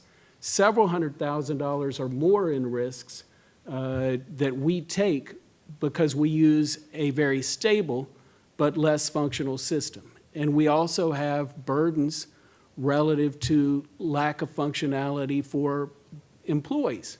We have many in our government that, well, when I go and sign a pack of paper where I'm the fourth signature about an invoice on a system that's setting somewhere else, I very much look forward to one of these two systems, hopefully sooner, and I think the county will be much better for it. Mr. Chairman. Yes. Supervisor Deal. So if we go in this direction, other jurisdictions, Fauquier, Spotsylvania, et cetera, what they pay for this service is public knowledge, correct? Yes. So then I would ask you and our county administrator maybe to get some comparable costs for us that we could look at before we negotiate or accept one of the two services. Happy to. One quick question, just a little clarification. How critical is the timeline? Because we've had a lot of discussion here, and my understanding that this deadline was very important, and we needed to move as quickly as possible. And your last answer gave me that feeling. But leading up to this, we were discussing more options, and like you said, more information is better. Of course, I agree with that. But my biggest concern is we have a critical deadline here, and you've spoke to that. So I just need clarification. How important is this that we stick to this timeline, and what potential risk is if we do not? Transparently, effort needs to be immediately put into these systems. So if it is, we're going to look at this and come back a year from now, that means that we, staff and Delta Airways, we need to shift focus and start trying to do remediation on the existing solutions that are in place, because they are not set up properly in some cases. They're causing issues, errors, staff rework, and putting a lot of burden on the team as in their existing state. And of course, you know, there's the risk of being in an on-prem system, but really we're not even fully on an on-prem system. It's a extremely blended. We're utilizing BAI for financials and processing payments. So we're utilizing UKG for time and attendance, but UKG doesn't match what BAI necessarily has for like PTO and payroll hours. So there's always these issues and errors in place. We have NeoGov that was not fully functionally used.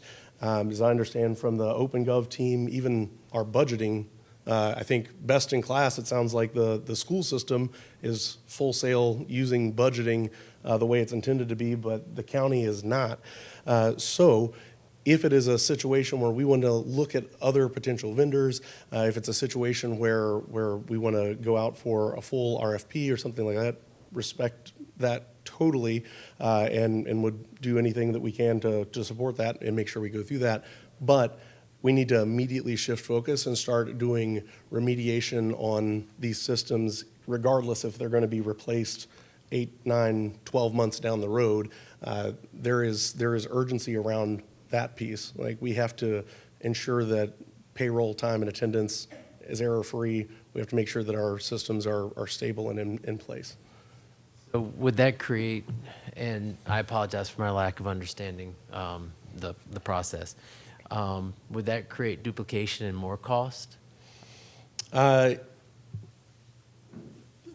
Potentially, it would depend what we find as we start to look at how to remediate. Absolutely, from a staff time, right? Because it's going to be a lot of, because of the type of system that BAI is, it means that there's a lot of like manual verification and things that would have to be done. So there would be a significant investment of time. So there's a cost savings by us making a decision, and then also trying to stick to this timeline with for the impact on the current systems that you have. So Yes, I believe that there would be a cost savings by moving to, regardless of company or name, anything, a modern unified system specifically that brings together payroll, time and attendance, your finance system, getting those connected, that they flow through, there is absolutely a cost savings that would be there. The biggest piece that's close to my heart is there's also a lift off of existing staff for burden and too much to do in a day. So your job would be easier if we made a decision. I think everybody's would be, but Okay, thank you. Mr. Chairman, Supervisor Ferris. I'm trying to understand this. I'm new on the board. I don't have a lot of tech experience, but what I do know is Chairman Underwood is a co-founder of Expedia, co-founder of Orbitz. He's the most qualified person that I can even dream of to be heading up this IT. It's been broke. Admittedly, it's been kicked down, the can's been kicked down the road by this board for 10 years. What I don't understand is we made a decision. We gave you your marching orders, or the board before me. You did your job. You filtered out 2 of the best that you could find in the industry. They came here, did a presentation just like we had discussed and planned together. And for some reason, there's a concerted effort with Supervisor Lee, Bates, and Deal to push this down the road. And I don't understand what the motivation is, coming up with compliance issues, procurement issues, state code issues. It's It's it's blowing my mind. I can answer that, Mr. Chairman. Well, I'm not done. Go ahead and finish. It just seems that we've done everything right. You've done everything right. These two vendors have done everything right. And we've got a horrible system that is fractured. And we're right on the cusp of finally doing exactly what the voters wanted us to do. And we're getting a lot of resistance. Go ahead. Yep. Supervisor. And so, Mr. Chairman, I've been on the board for 10 years. We have a procurement process we go through. And your concept, and no disrespect, because like I've said before, you're the smartest person I know. But if we went with your concept all the time in giving your opinion of how good these two companies are only, then we would never know if we get the best bid on any project, if we treated every project like that. We have an official procurement process that we should go through on every capital project that we do. And we're pivoting from that. Even our procurement officer came up here earlier and said that. So is that the correct way to go? I've been on the board for 10 years, Mr. Farish, and I don't think so. I'm willing to give in because of the risk that everybody here is portraying with potential additional costs along the way, but it's not the correct procurement process that the county goes through. Thank you. Thank you, Supervisor Deal. There are 7 of us here, and thank goodness for that. And we all have different perspectives. Supervisor Deal has been through many procurement processes and has 10 years on the board. Supervisor Farish has successfully run and changed businesses and done so quickly. The 7 of us together is what hopefully will yield the best decision for Culpeper. For my background, I appreciate the embellishment of my resume, but I didn't co-found either Expedia or Orbitz. But that's great. I do have some familiarity with software, and I've spent a little more than 10 years on the board. And for the first 9.5, I did not look at county systems at all. I couldn't have told you BAI or UKG. I knew we had an AS400 in the building down below, but that's the reason I didn't look at it. So my role as a member of the board is to work on other issues outside of day-to-day county administration. So with that, I focused on land use, I focused on education funding, whatever else all this board did with you all. We had a challenge last June, and I spent a little time looking at it, but did my best to stay a little bit backwards because our county administrator has done a good job of bringing the right people in when we had, frankly, an emergency. And an emergency that the people who brought in, I believe Mr. Mart had told us that they are normally brought in for natural disasters, but we had a man-made one that was comparable to a natural one.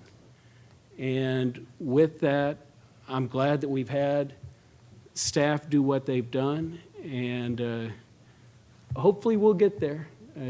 A bunch of us together, but it sounds like hopefully we're on the right path. Are there more questions?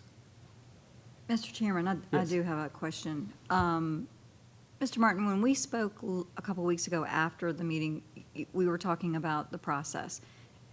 At the meeting, I think you had 4 different possible vendors you were looking at. And I think we spoke about the emergency of timing on it because of the fact that the systems have been crashing. They're continuously crashing, and our staff is overwhelmed with all of that. Is that Yes. basics? So- I'm just trying to dumb it down and let's use common sense. Just for, to make sure that we're being totally accurate, the the AS400 and the current finance system, that one does not crash because to Mr. Underwood's, yeah, they're like stone tablets in a lot of ways. However, so that system is stable, but where the issues are occurring is because that is an older system, and when you're looking at integrations and exchange of data and things like that, that's where you get into issues with payroll and time and attendance, and it's having to do manual verification of these steps. You have an HR system not fully fleshed out that, so an employee ID number might be different in NeoGov than it is in the time and attendance system than it is in BAI. Like, that's a rough spot to be in. And so no matter what your directive is and the pleasure of the board is, we have to start remediating that, because that's the next step. We can have this great new package with, our hard infrastructure upgraded and where it needs to be and stable, but that's not going to eliminate the burden on staff. That's not going to prevent errors. That's not going to streamline processes. That's just going to have a very stable, secure system that errors and burdens are occurring within. So either way, we have to do something. The point to do nothing, respectfully, has gone by. Thank you, because that's my point. I think we're at a point that as long as procurement-wise, our county attorney can look into that to make sure that everything is what we're supposed to be doing. You've already vetted numerous companies, and you brought us two great ones today. For the purpose of our citizens and our costs and our end user, I definitely think we're on the right path. Any further comments? Well, thank you very much, Mr. Martin. Thank you to the representatives from Workday and from OpenGov. I'm sure county staff looks forward to learning a lot more over the next couple of days, and thank you very much to County Administrator Sam McLaren. With that, we'll take a 5-minute break before beginning the other items on the agenda. Worst case. All right, we will call the continued meeting back to order. Before we move on to B, we're going to do a little bit more cleanup under A. The board previously, at our prior meeting, under agenda item 4.01, we approved expenditure of up to $2.9 million relative to network infrastructure. From that, normally we would go forward and have it be appropriated pretty much at the consent agenda on the next meeting. Because of timing relative to certain infrastructure, there are cost advantages to us appropriating what we've already approved. So this is literally what we'd be looking for, and at the request of Sam and Valerie and Mr. Martin, is a motion to appropriate an amount not to exceed $2.85 million relative to, let me get the details.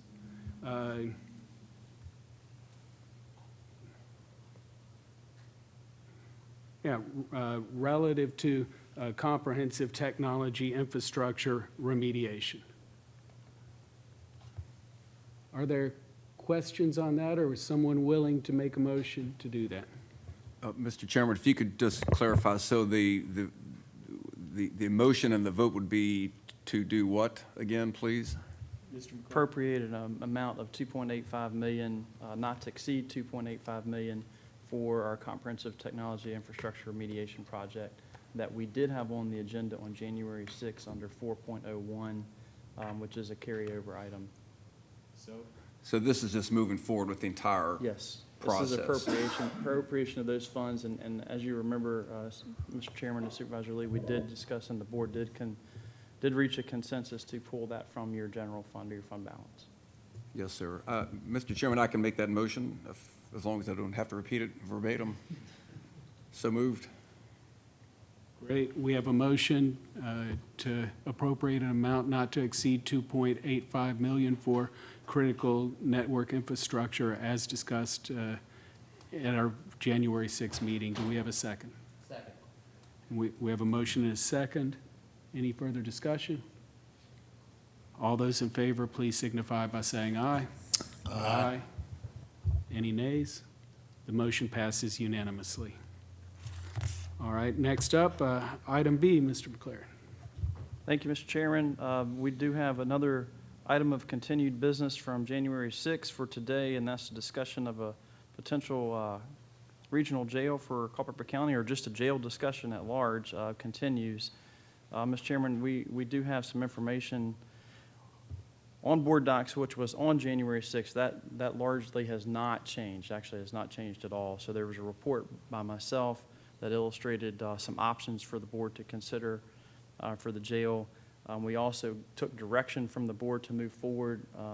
As you recall, in the regional jail discussion, I have been working with the sheriff's office, specifically Captain Lambert has reached out to our local jail. We already use our several regional jails already, so she has a relationship with them and has built that relationship, so it's very important to Culpeper County already today.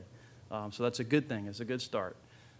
So we have RSW, Central Virginia Regional Jail, CVRJ in Orange.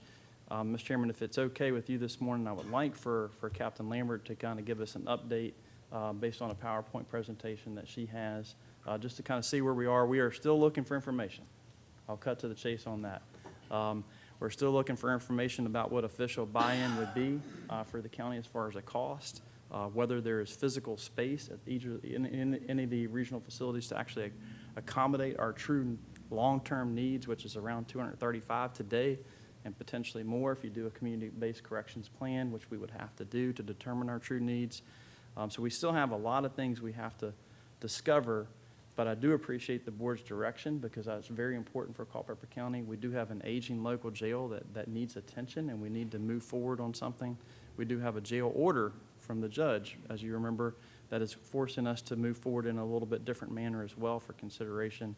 So all those things to say, we still have that sense of urgency, but it's important to socialize this because we are dependent on existing regional jails, or we would need to form our own regional jail authority, which would take a lot more time as well. So That may make sense. Before that, did you have a chance to speak with anyone at CVRJ? And if so, did you learn anything? that's what I would like Captain Lambert to do, Mr. Okay. Chairman Underwood, because she has and has some preliminary information for us to consider this morning.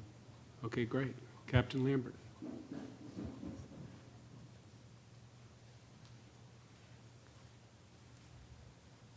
And Kim there, yes, ma'am. Thank you.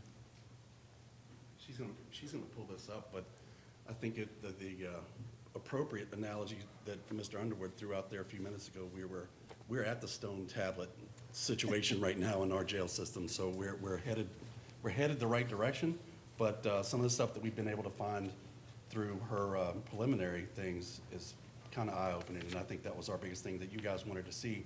And I know we've had a chance to talk to everybody on the board individually about different stuff, and we've gone through a myriad of things that we've done over the years, but we're still doing the old proverbial kick the can down the road.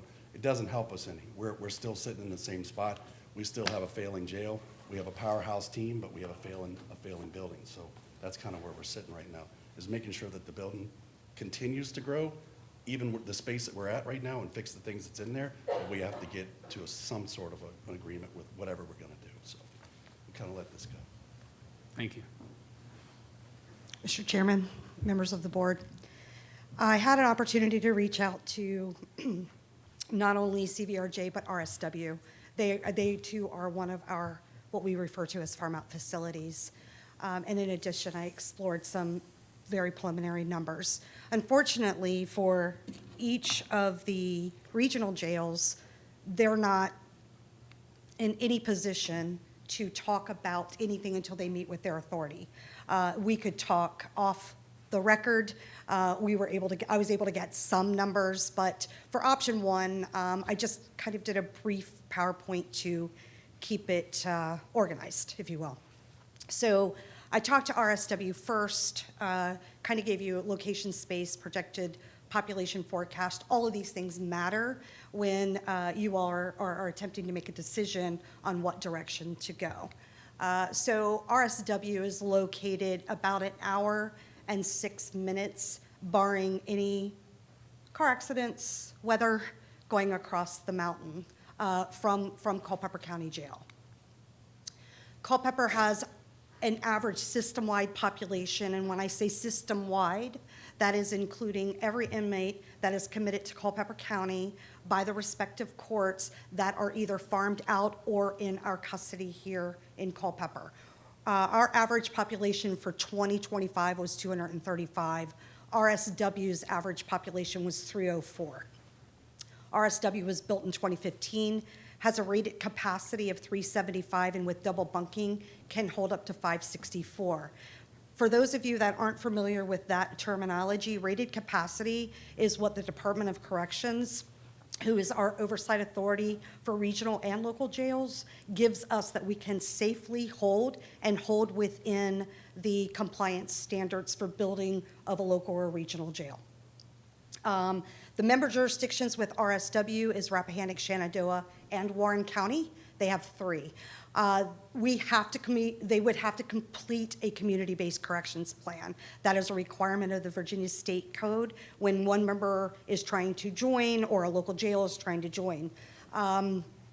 We'll need to expand. We did establish that on the phone with the superintendent. Gilkison is his name, that is currently running RSW. He does not have the space capacity to absorb our current population, so they would have to build.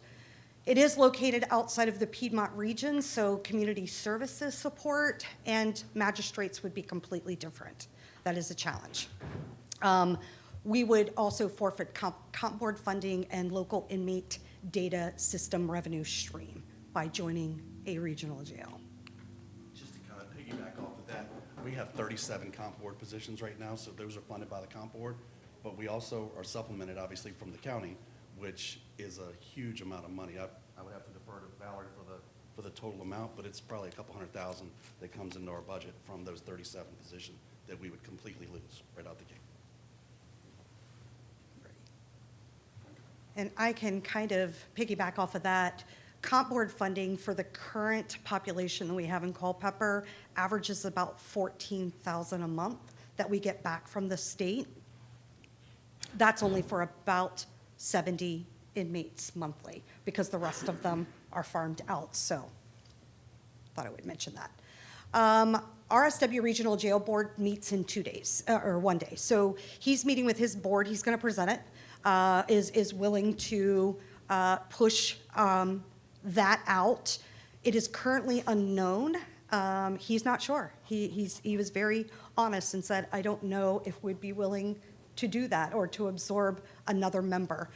The buy-in amount is also unknown and would require a study to ensure the current members recoup debt service monies that have been paid out since the inception of RSW.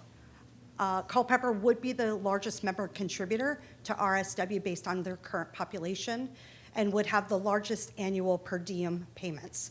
Based on the actual average daily population of 235, I would guesstimate, based on his budget, we would be paying about $7.5 million annually. Yearly escalation costs would include anything medical overages with inmate, major medical issues, anytime he asked for increased staffing, or anytime that there was a potential for a CIP project, those costs would go up. And that is a regular. You can look at their budgets. It's all available. I went through them all. You can look to see every year the membership costs have escalated. Option 2 is CVRJ, or Central Virginia Regional Jail. Location, space, projected population forecast, expenditure challenges the same as option 1. And they are located about a 30-minute drive from Culpeper, 32 miles away.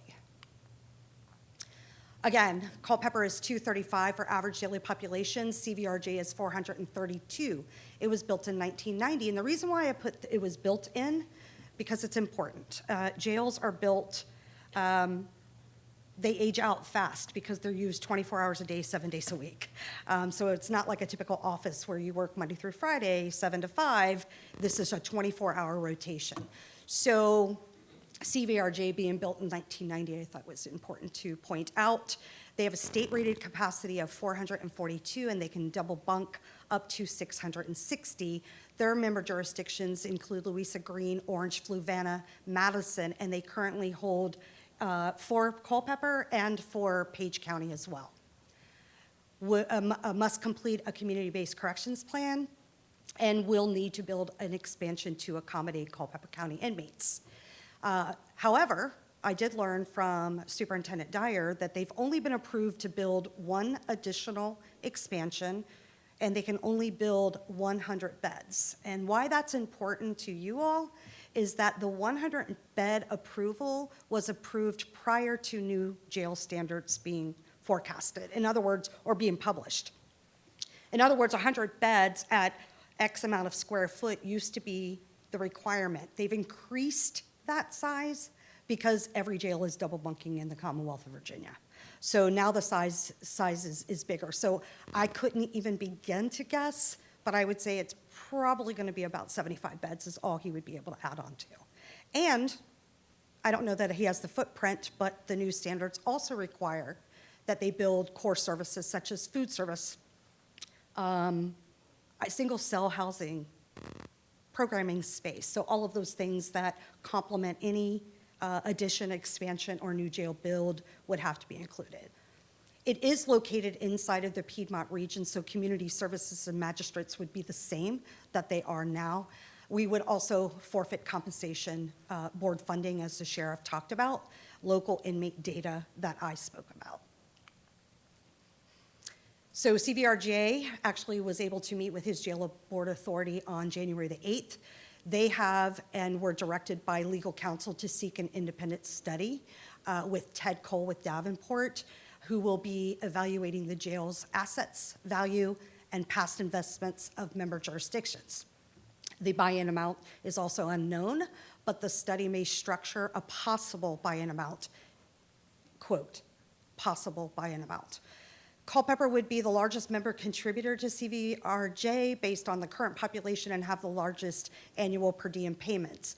Based on the actual Culpeper ADP of 235, yearly per diem may be more than $5 million. And the reason why this would be slightly cheaper is because there's more members involved at CVRJ.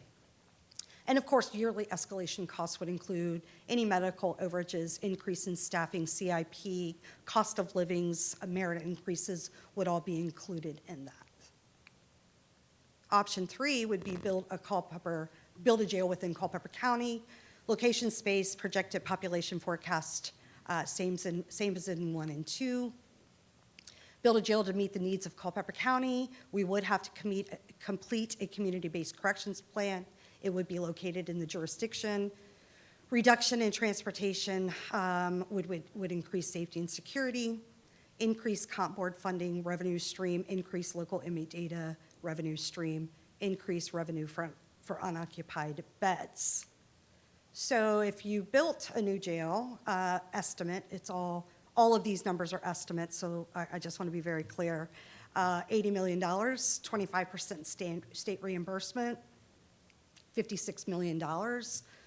If you had added beds, which is probable based on a community-based corrections plan because you build to the future, you could sell beds just like CVRJ is doing, just like RSW is doing. Federal holding tends to garner a lot more revenue, and I've done just some basic math. Could pay the debt in approximately 14 years if you're able to do that. There would be an increase in inmate-related revenue. It would also ensure on-time court appearances, increase attorney-client access. Those stakeholders are valuable, right? So you've got the Commonwealth Attorney's Office, and you've got defense attorneys, and you've got the court being local.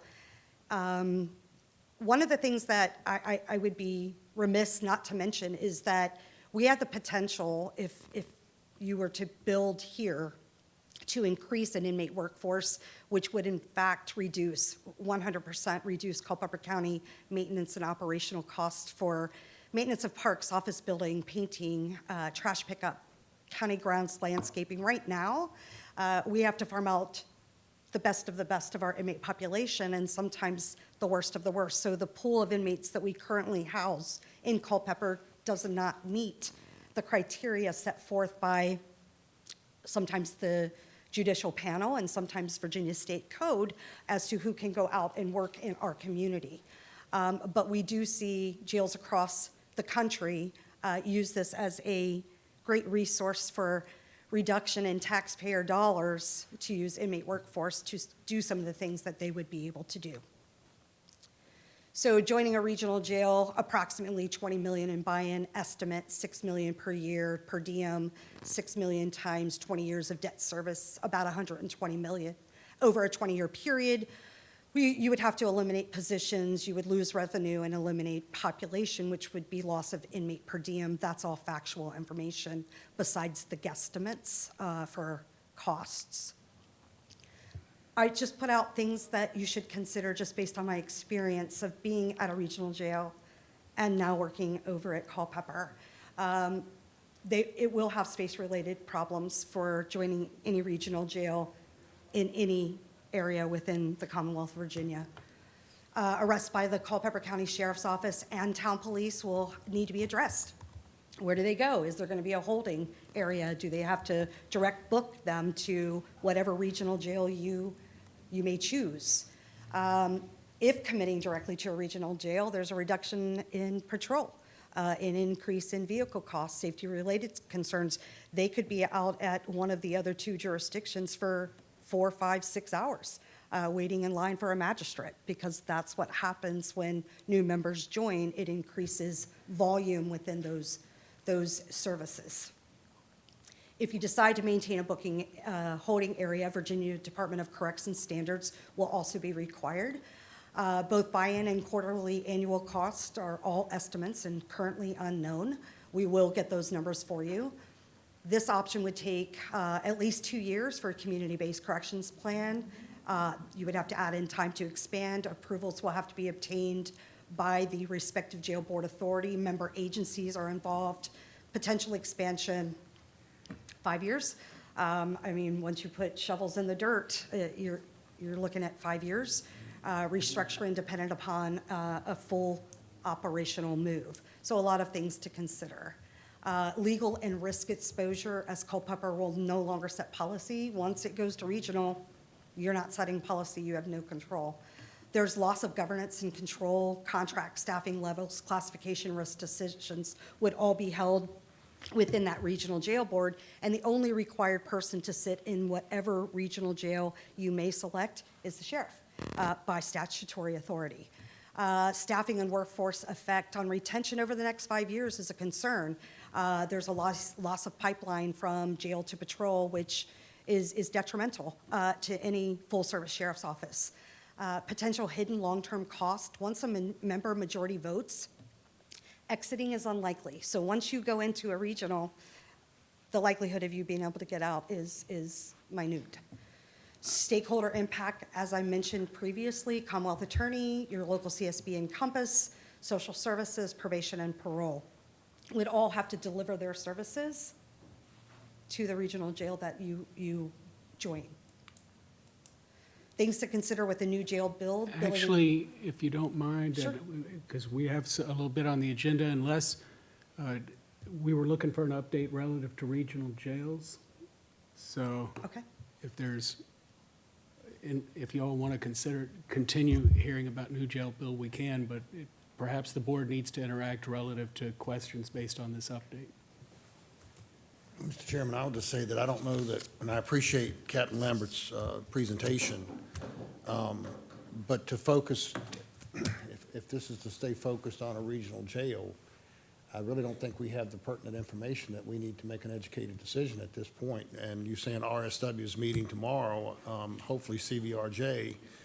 And March. It's in March. March will have the study done. They're hoping. Is it possible to have CVRJ, that, would they be able to, could we request a special meeting to expedite to see what? They won't have their study done until March. Oh, they won't have the study done Yeah, until, they've I'm already- sorry, yeah, okay. They're doing a study to Okay. determine whether or not it's a viable option. Well, again, I think that information is crucial for us to make a decision. Other questions? What determines viability? You mentioned they're doing a study to determine if it's a viable option. What's the definition of viability? So that would be what, as was explained, I am so sorry, but. Oh, I know, I'm sorry about No, that, too. that's okay. The viable option, they're looking at their assets, they're looking at their membership contributions, they're looking at how much it would cost and whether or not it would be worth it, to be honest with you. So their members currently, their numbers obviously would go up. Their dues would go up too if they bring somebody else in. You would think that would bring certain things down, but it's gonna bring it up because they have to build something. So everybody's numbers are gonna go up. When you're looking at Louisa County, who is the next largest contributor to this group, they're only at 76 inmates. We're at 235. We are way apart. When you're looking at Madison County that may have 10 or 12 in there, and you're looking at Orange who may have 15 or 20, it's just not the same. We're not in the same ballpark as they are, completely. All right, other questions? Yes. I have a question, Mr. Chairman. So, I know you guys are always potentially advocating for a new jail, which I understand. I mean, that's, you guys want a new jail. Well, My we're working question- with the fallen down one right now. I know, so- I understand completely, Yeah, I understand we're fighting completely. that.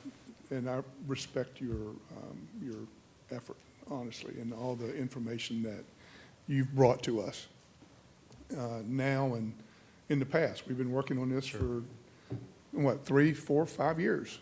Well, it's also been about 3 or 4 sheriffs. that's worked with Exactly, it. exactly. So you're talking about something that's been kicked around for 25 years. Okay, I understand that. So, but then we have to worry about the tax rate. So, 100%. once again, we just took a debt load for schools at $115 million. I don't think anybody up here on the board wants our taxes to go up. So, and that's why we plan for the future with data center technology money hopefully coming in the next 2 years, year or two, some money coming in, but really it could flourish. Nobody knows if it's going to, but we think it will. It could flourish as far as having tax revenue money coming in the next 5 to 8 years, with our economic development director estimating potentially $100 million per year coming in. So when we get to that point, we could probably build a new jail for purposes of having a jail in town or wherever we put it, and also as an investment, like you said. But in the meantime, there's a window there of where we need to be streamlining we don't want the tax rates to go up. We don't want to raise taxes for our citizens, although the tax rate is very, very low, as we know. We don't want to raise taxes. So in the interim, until we get potentially to a point to where we can afford, without any stress, maybe to build a jail, is there an opportunity without appropriating $15 or $20 million to enter into an agreement with a regional jail? Is there another opportunity out there at all? Well, the good thing is we're already doing that. We're getting regional jail services without paying regional jail prices. Okay. And that's the key. But we've tapped them out with the amount of people that we have.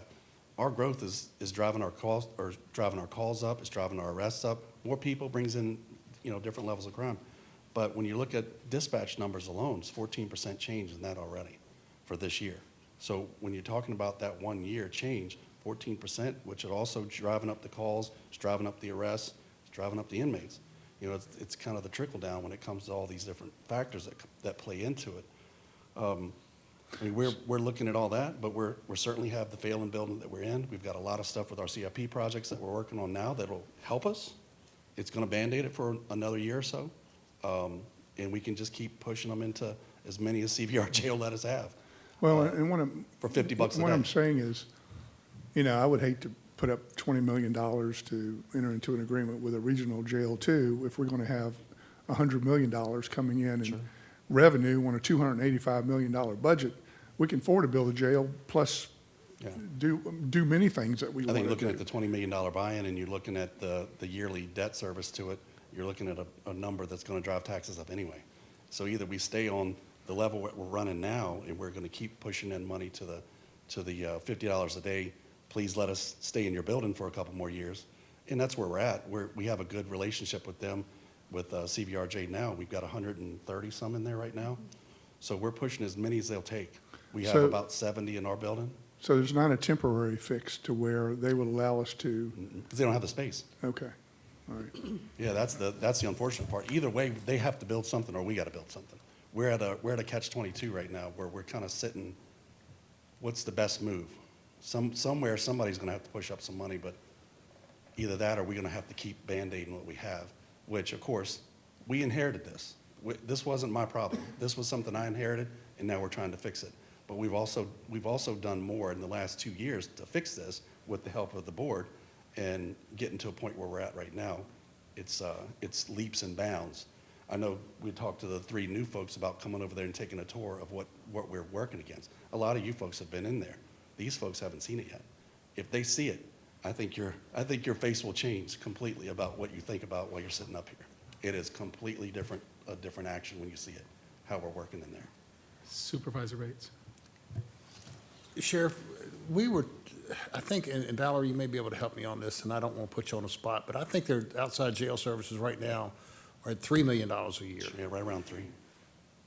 Supervisor Deal and I had been worked on the Coffeewood years ago. And at that time, outside jail services were somewhere around $5 million a year. So you've actually helped bring Saved the that time. down $2 million a year. That's her. I'm not going to take Kudos credit to for that. both of you Yeah. all for saving Yeah, taxpayers she $2 went million and- a She went year. and worked those deals out. It was a large amount of money. It was about $65 a day that we were paying for inmates. And she was with her, I mean, if obviously these folks don't know, but she did 38 years and retired from Prince William County as a regional major. And when she had those different, I guess, relationships with all these different agencies across the country, and she was able to go work these deals out to the best benefit of the county. In the first year, we saved a little bit over 1.2 million right there, right out the gate, and we're continuing to save. So that leads to my question. What are the chances of other than RSW and CVRJ, that to be proactive and to speak to Mr. Deal's point, that we could have maybe another regional jail in their shadows there, that should we need them? Some of that helps, but then you go back to the same problem with the courts. If we don't get our inmates there No, on I'm not time- saying it's a permanent fix. I'm saying No, to no, but buy I'm us saying some time. even for short periods of time. The longer we take people away and the further distance it is, we have to travel for folks coming back Well, I and forth to understand. court. We miss court. The conversation we had with the jail the other day was he was willing to cut down court a week. You know, would cut the days of the week down so they wouldn't be getting the services into the court. So then we're gonna be backed up in court even further because we can't get the inmates there. There's a catch-22 on every part of this. Everywhere we turn, we're getting hit in the face with something different. And unfortunately, that's kind of where we're at. We're just doing the best with the sandwich we can chew on at this point. Mr. Chairman, Captain Lambert, Sheriff Chilton, thank you for your report, and Captain Lambert for your PowerPoint information. So just to clarify, so we will have concrete information regarding buy-in, whether or not we can join a regional partnership in March? Is that for both facilities? No, I suspect to hear something from RSW in the next couple of days. His meeting with his authority is tomorrow. March is for the completion of the study. My guess is they'll reconvene at an authority meeting. They're not going to make any moves without consulting with their authority after that study is completed. But they decided to go out to have something solid that they can provide to us to show you all exactly how much it would cost if so allowed, or if it can be done. And that's kind of the caveat to it. And that's for both facilities? What about CV? That was CVRJ, is the independent study is to be done in March. They'll reconvene with their board after that Okay. study is done. So we'll have that information at that time. I'm hoping so. And RSW, I'm sorry. I'm hoping to know something from RSW Soon. in a couple of days. All Yes. right. But that was not RSW 's our preferred option for a regional jail, correct? No. If Oh. I understood your I don't. analysis correctly. I just want to be very clear. It does not matter to me personally. I mean, I think you have three options, right? I'm not advocating for one or the other, but I think you have to look at things to consider, Sure. right? How far away it is, the cost associated with it, the loss. I'm just presenting as Right. factual information as possible. Well, I think the Rappahannock Shenandoah Warren was $7 million annually, I believe, for our number of inmates, whereas CVRJ was $2 million less. I think it was 5. Well, those were all projected by me based Right. on the budgets and Right, the methodology exactly. that I arrived to get there. But you got to remember, CVRJ only has 3-member jurisdictions, whereas, I'm sorry, RSW has 3-member jurisdictions, CVRJ has 5. That would be the difference. The shared costs are going to be a little bit different. Now, I could be Because way there are more off. members at CVRJ. Right. Right. And But they're all you got- relatively small jurisdictions, though. That's They're the all key. very small, so those are, I cannot drive this home enough. Number-wise, those are really, really guesstimates on my part, Oh, just sure, based on yeah. looking at that. It could be as high as 9 million for all I know. Right. Because we're going to be the largest member jurisdiction. Okay. And with all due Supervisor Lee, that is the one thing that stuck out by both. You will be the largest member jurisdiction. You realize that, right? And they, both of the folks that I talked to drove that point home. Yeah, Again and okay. again. And then just 2 other things. The 25% reimbursement from the state of Virginia if we were to build our own jail. Now, my understanding, we've talked about this several times, is that's not a guaranteed. That has to go through a process, right? And it may or may not be approved by the governor, correct, or the General Assembly. So can you give us some idea of how often does that approval occur, or is it just kind of hard to say? Because that's a significant amount of money. In my experience, and I've done two builds, one build, Uh-huh. one addition, we got 25% back, well, actually, back then it was 50 for regional jail builds, it's now 25%. We were successful in those attempts. It's a lot of work to keep track, dot your i's, but you have contractors, architects that help you. I know of 2 jail builds within the last 5 years that were successful in getting the 25% reimbursement as well. I am not aware of anybody that was ever denied it, to be honest with you. There's one on the board right now for Pittsylvania County. They're in the middle of starting theirs. Henry County did theirs. They got the 25 back on their build. But I would be remiss if I didn't kind of recognize some folks that were in the audience. Town council members are here because this is going to affect the town. It'll affect the town's budget. It'll affect their manpower because if we go to regional, they're going to have to carry their folks to Orange. They're not going to be carrying them here anymore unless we operate some little small lockup that's here. If we continue with whatever building is out there or our current jail or something like that, the town's going to be affected by this. So they're here for a listening ear. Oh, sure. But we've had back behind the scenes talks with the town police, state police, and everybody else. So everybody's kind of hitting the same marks on these. Well, I think to Supervisor Deal's point with regards to upcoming builds and upcoming future revenue, we currently have, we have taken on debt for our schools. We will soon be taking on debt for the courthouse. And I think my biggest concern is we will soon, in my mind, be looking in the very near future at elementary school number 8.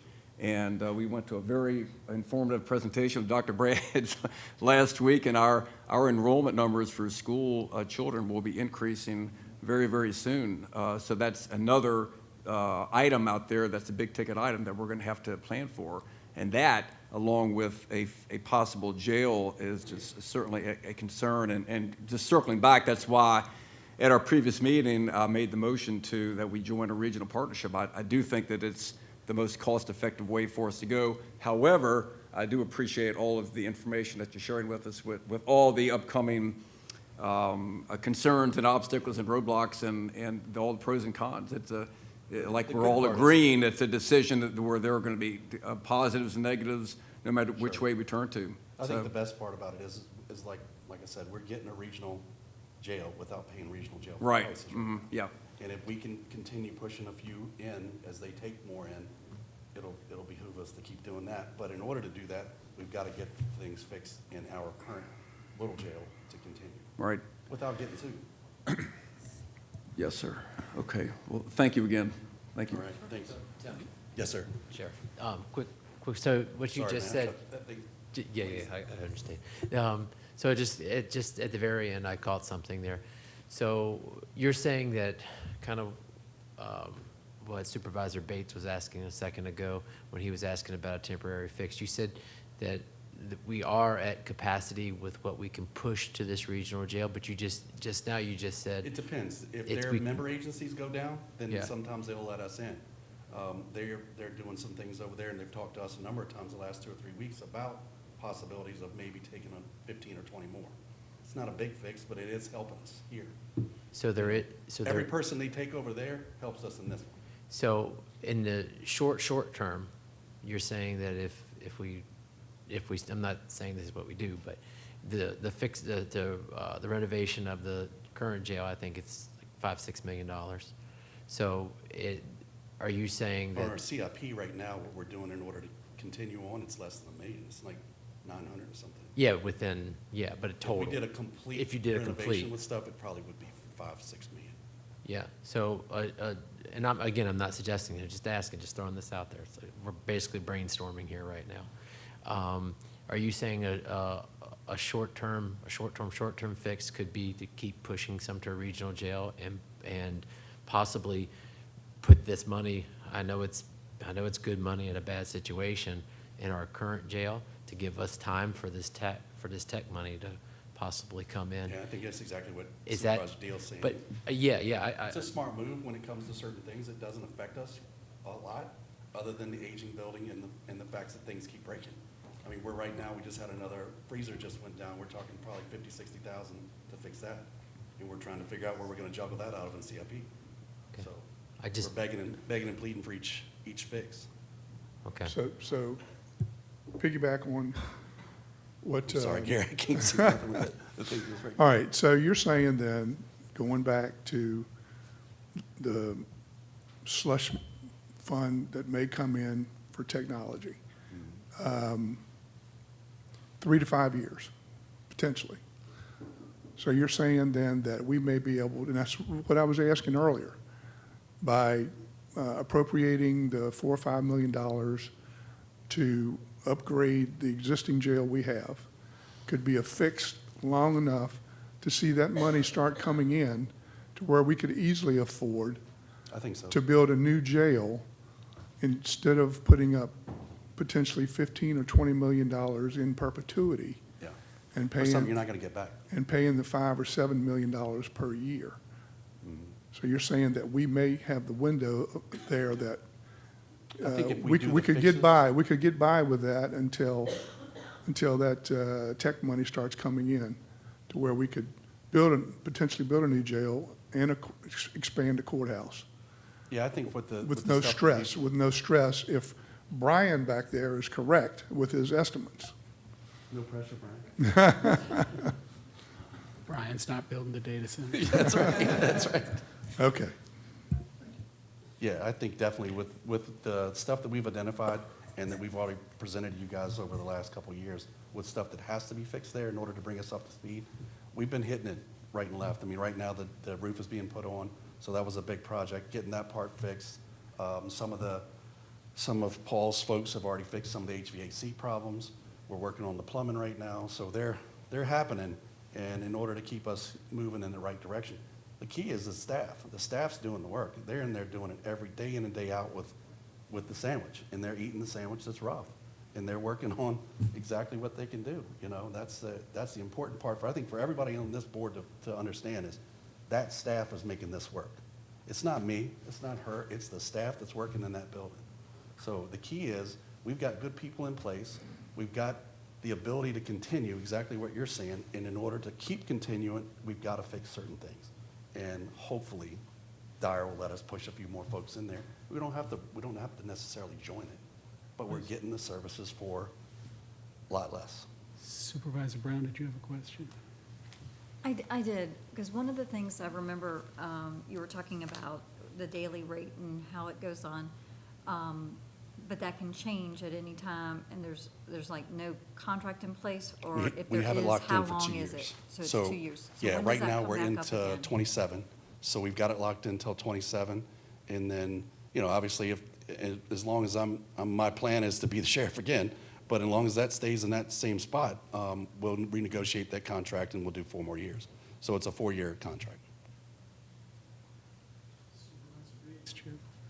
I just want to say, for clarity, we're talking about the, possible $5 million worth of repairs to the local jail.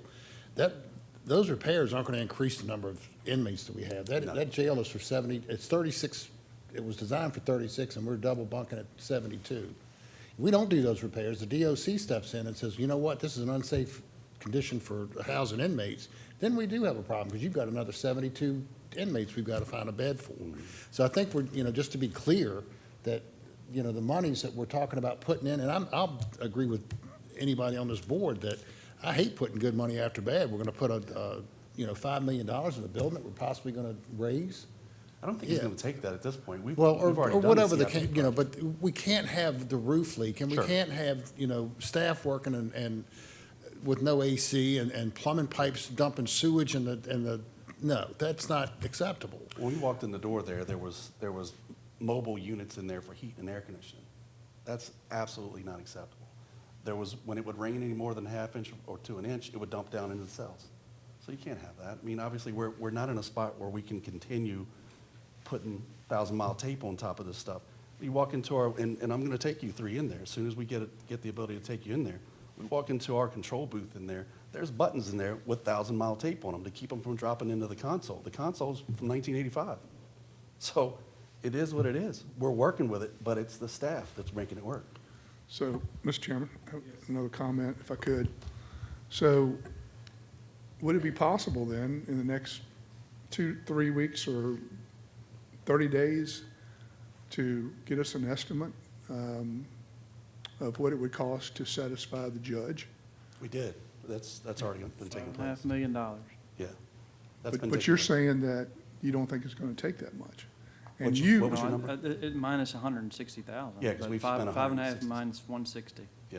I thought you just said a second ago you didn't think it was going to take that much. Yeah, we've spent a bunch of it on this. So the CIP project where we just started, I think the roof was like 160. Yeah. So that's off.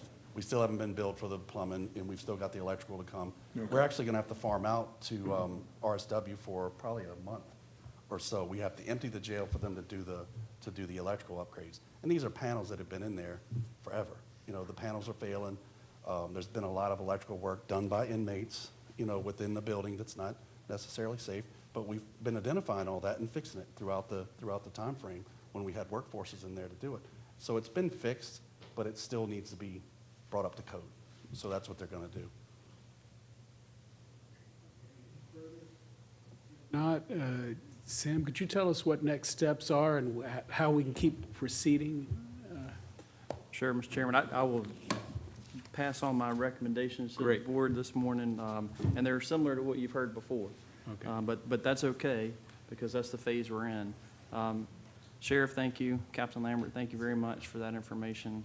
It's very helpful to the county as we move on this sensitive issue. One, making contacts with regional jail authorities has started. We need more information there. That will come with buy-in information, which are some of the cost considerations that the board will need to consider with both, whether it's RSW, CVRJ, or any other regional jail authority.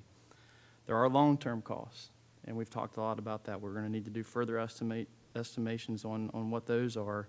But we got to keep pressing forward. We have to keep moving. I appreciate the short-term provisions, basically, and that's what the sheriff is working in currently. We're going to need to continue those as we are today. But we do need to look for some long-term solutions. 70-bed facility that needs $5.5 million worth of work, that's a big ask for the community to do that in a facility that cannot expand anymore.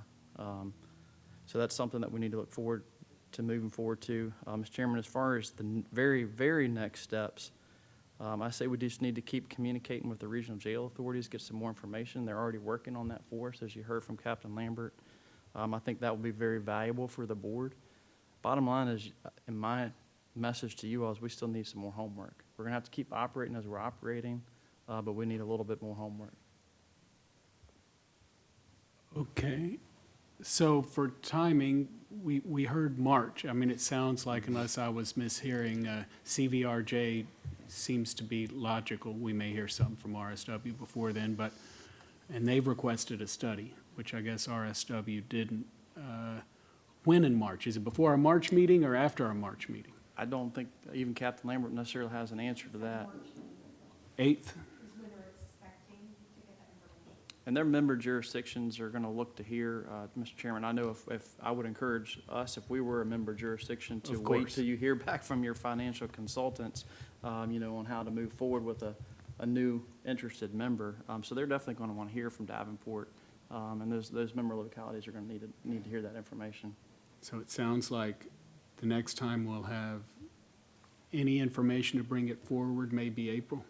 I would say that would be our best guess for real concrete information, yeah. And we have, Mr. Chairman, as you know, we can use the different subcommittees of the board if that's the Yes. board's desire. We have the Public Safety Committee meeting, that meets quarterly, they can meet more frequently if needed. But then we have the Buildings and Grounds Committee, Chairman Lee, as well, so. I guess the main thing would be to get information. So our problem right now may be in the frequency of meetings as much as it is Yeah. having the information that Supervisor Bates, Supervisor Lee, and Supervisor Deal had been talking about. Yeah, So- I guess my question, Mr. Chairman, to the full board is, do you want to use any of your subcommittees to populate information, or do you want to do that with the full board? What information will we get to populate? What we're waiting on from the buy-in numbers, the I would say, what's the pleasure of the board if the buy-in numbers, I don't know, who would look at buy-in numbers?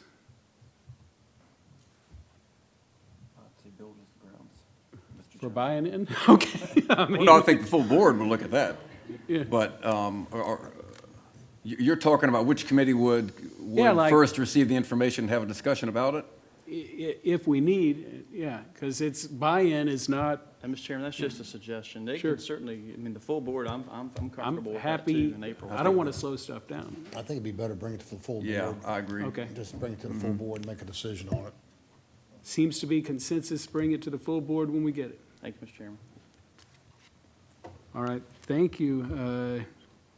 I believe that's it for open session. Do we want to have, is Fiberlink, yeah, what are we doing now? Chairman, on the continued agenda here, we have item 3.0, which is a closed session item. So, Mr. Chairman, if it's the desire of the board, I would ask our Vice Chairman to read that motion if possible, and get us into that discussion. These are contract negotiations, and typically we do those in closed session, and those code sections are noted on board docs.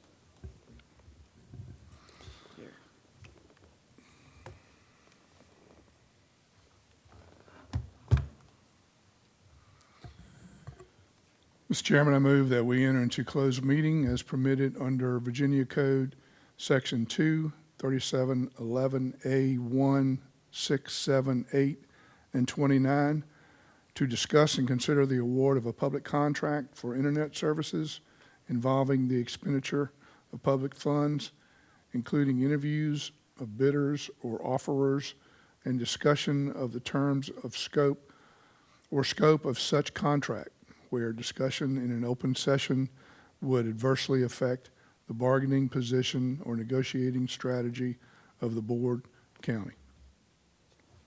Do we have a second? Second. Any discussion?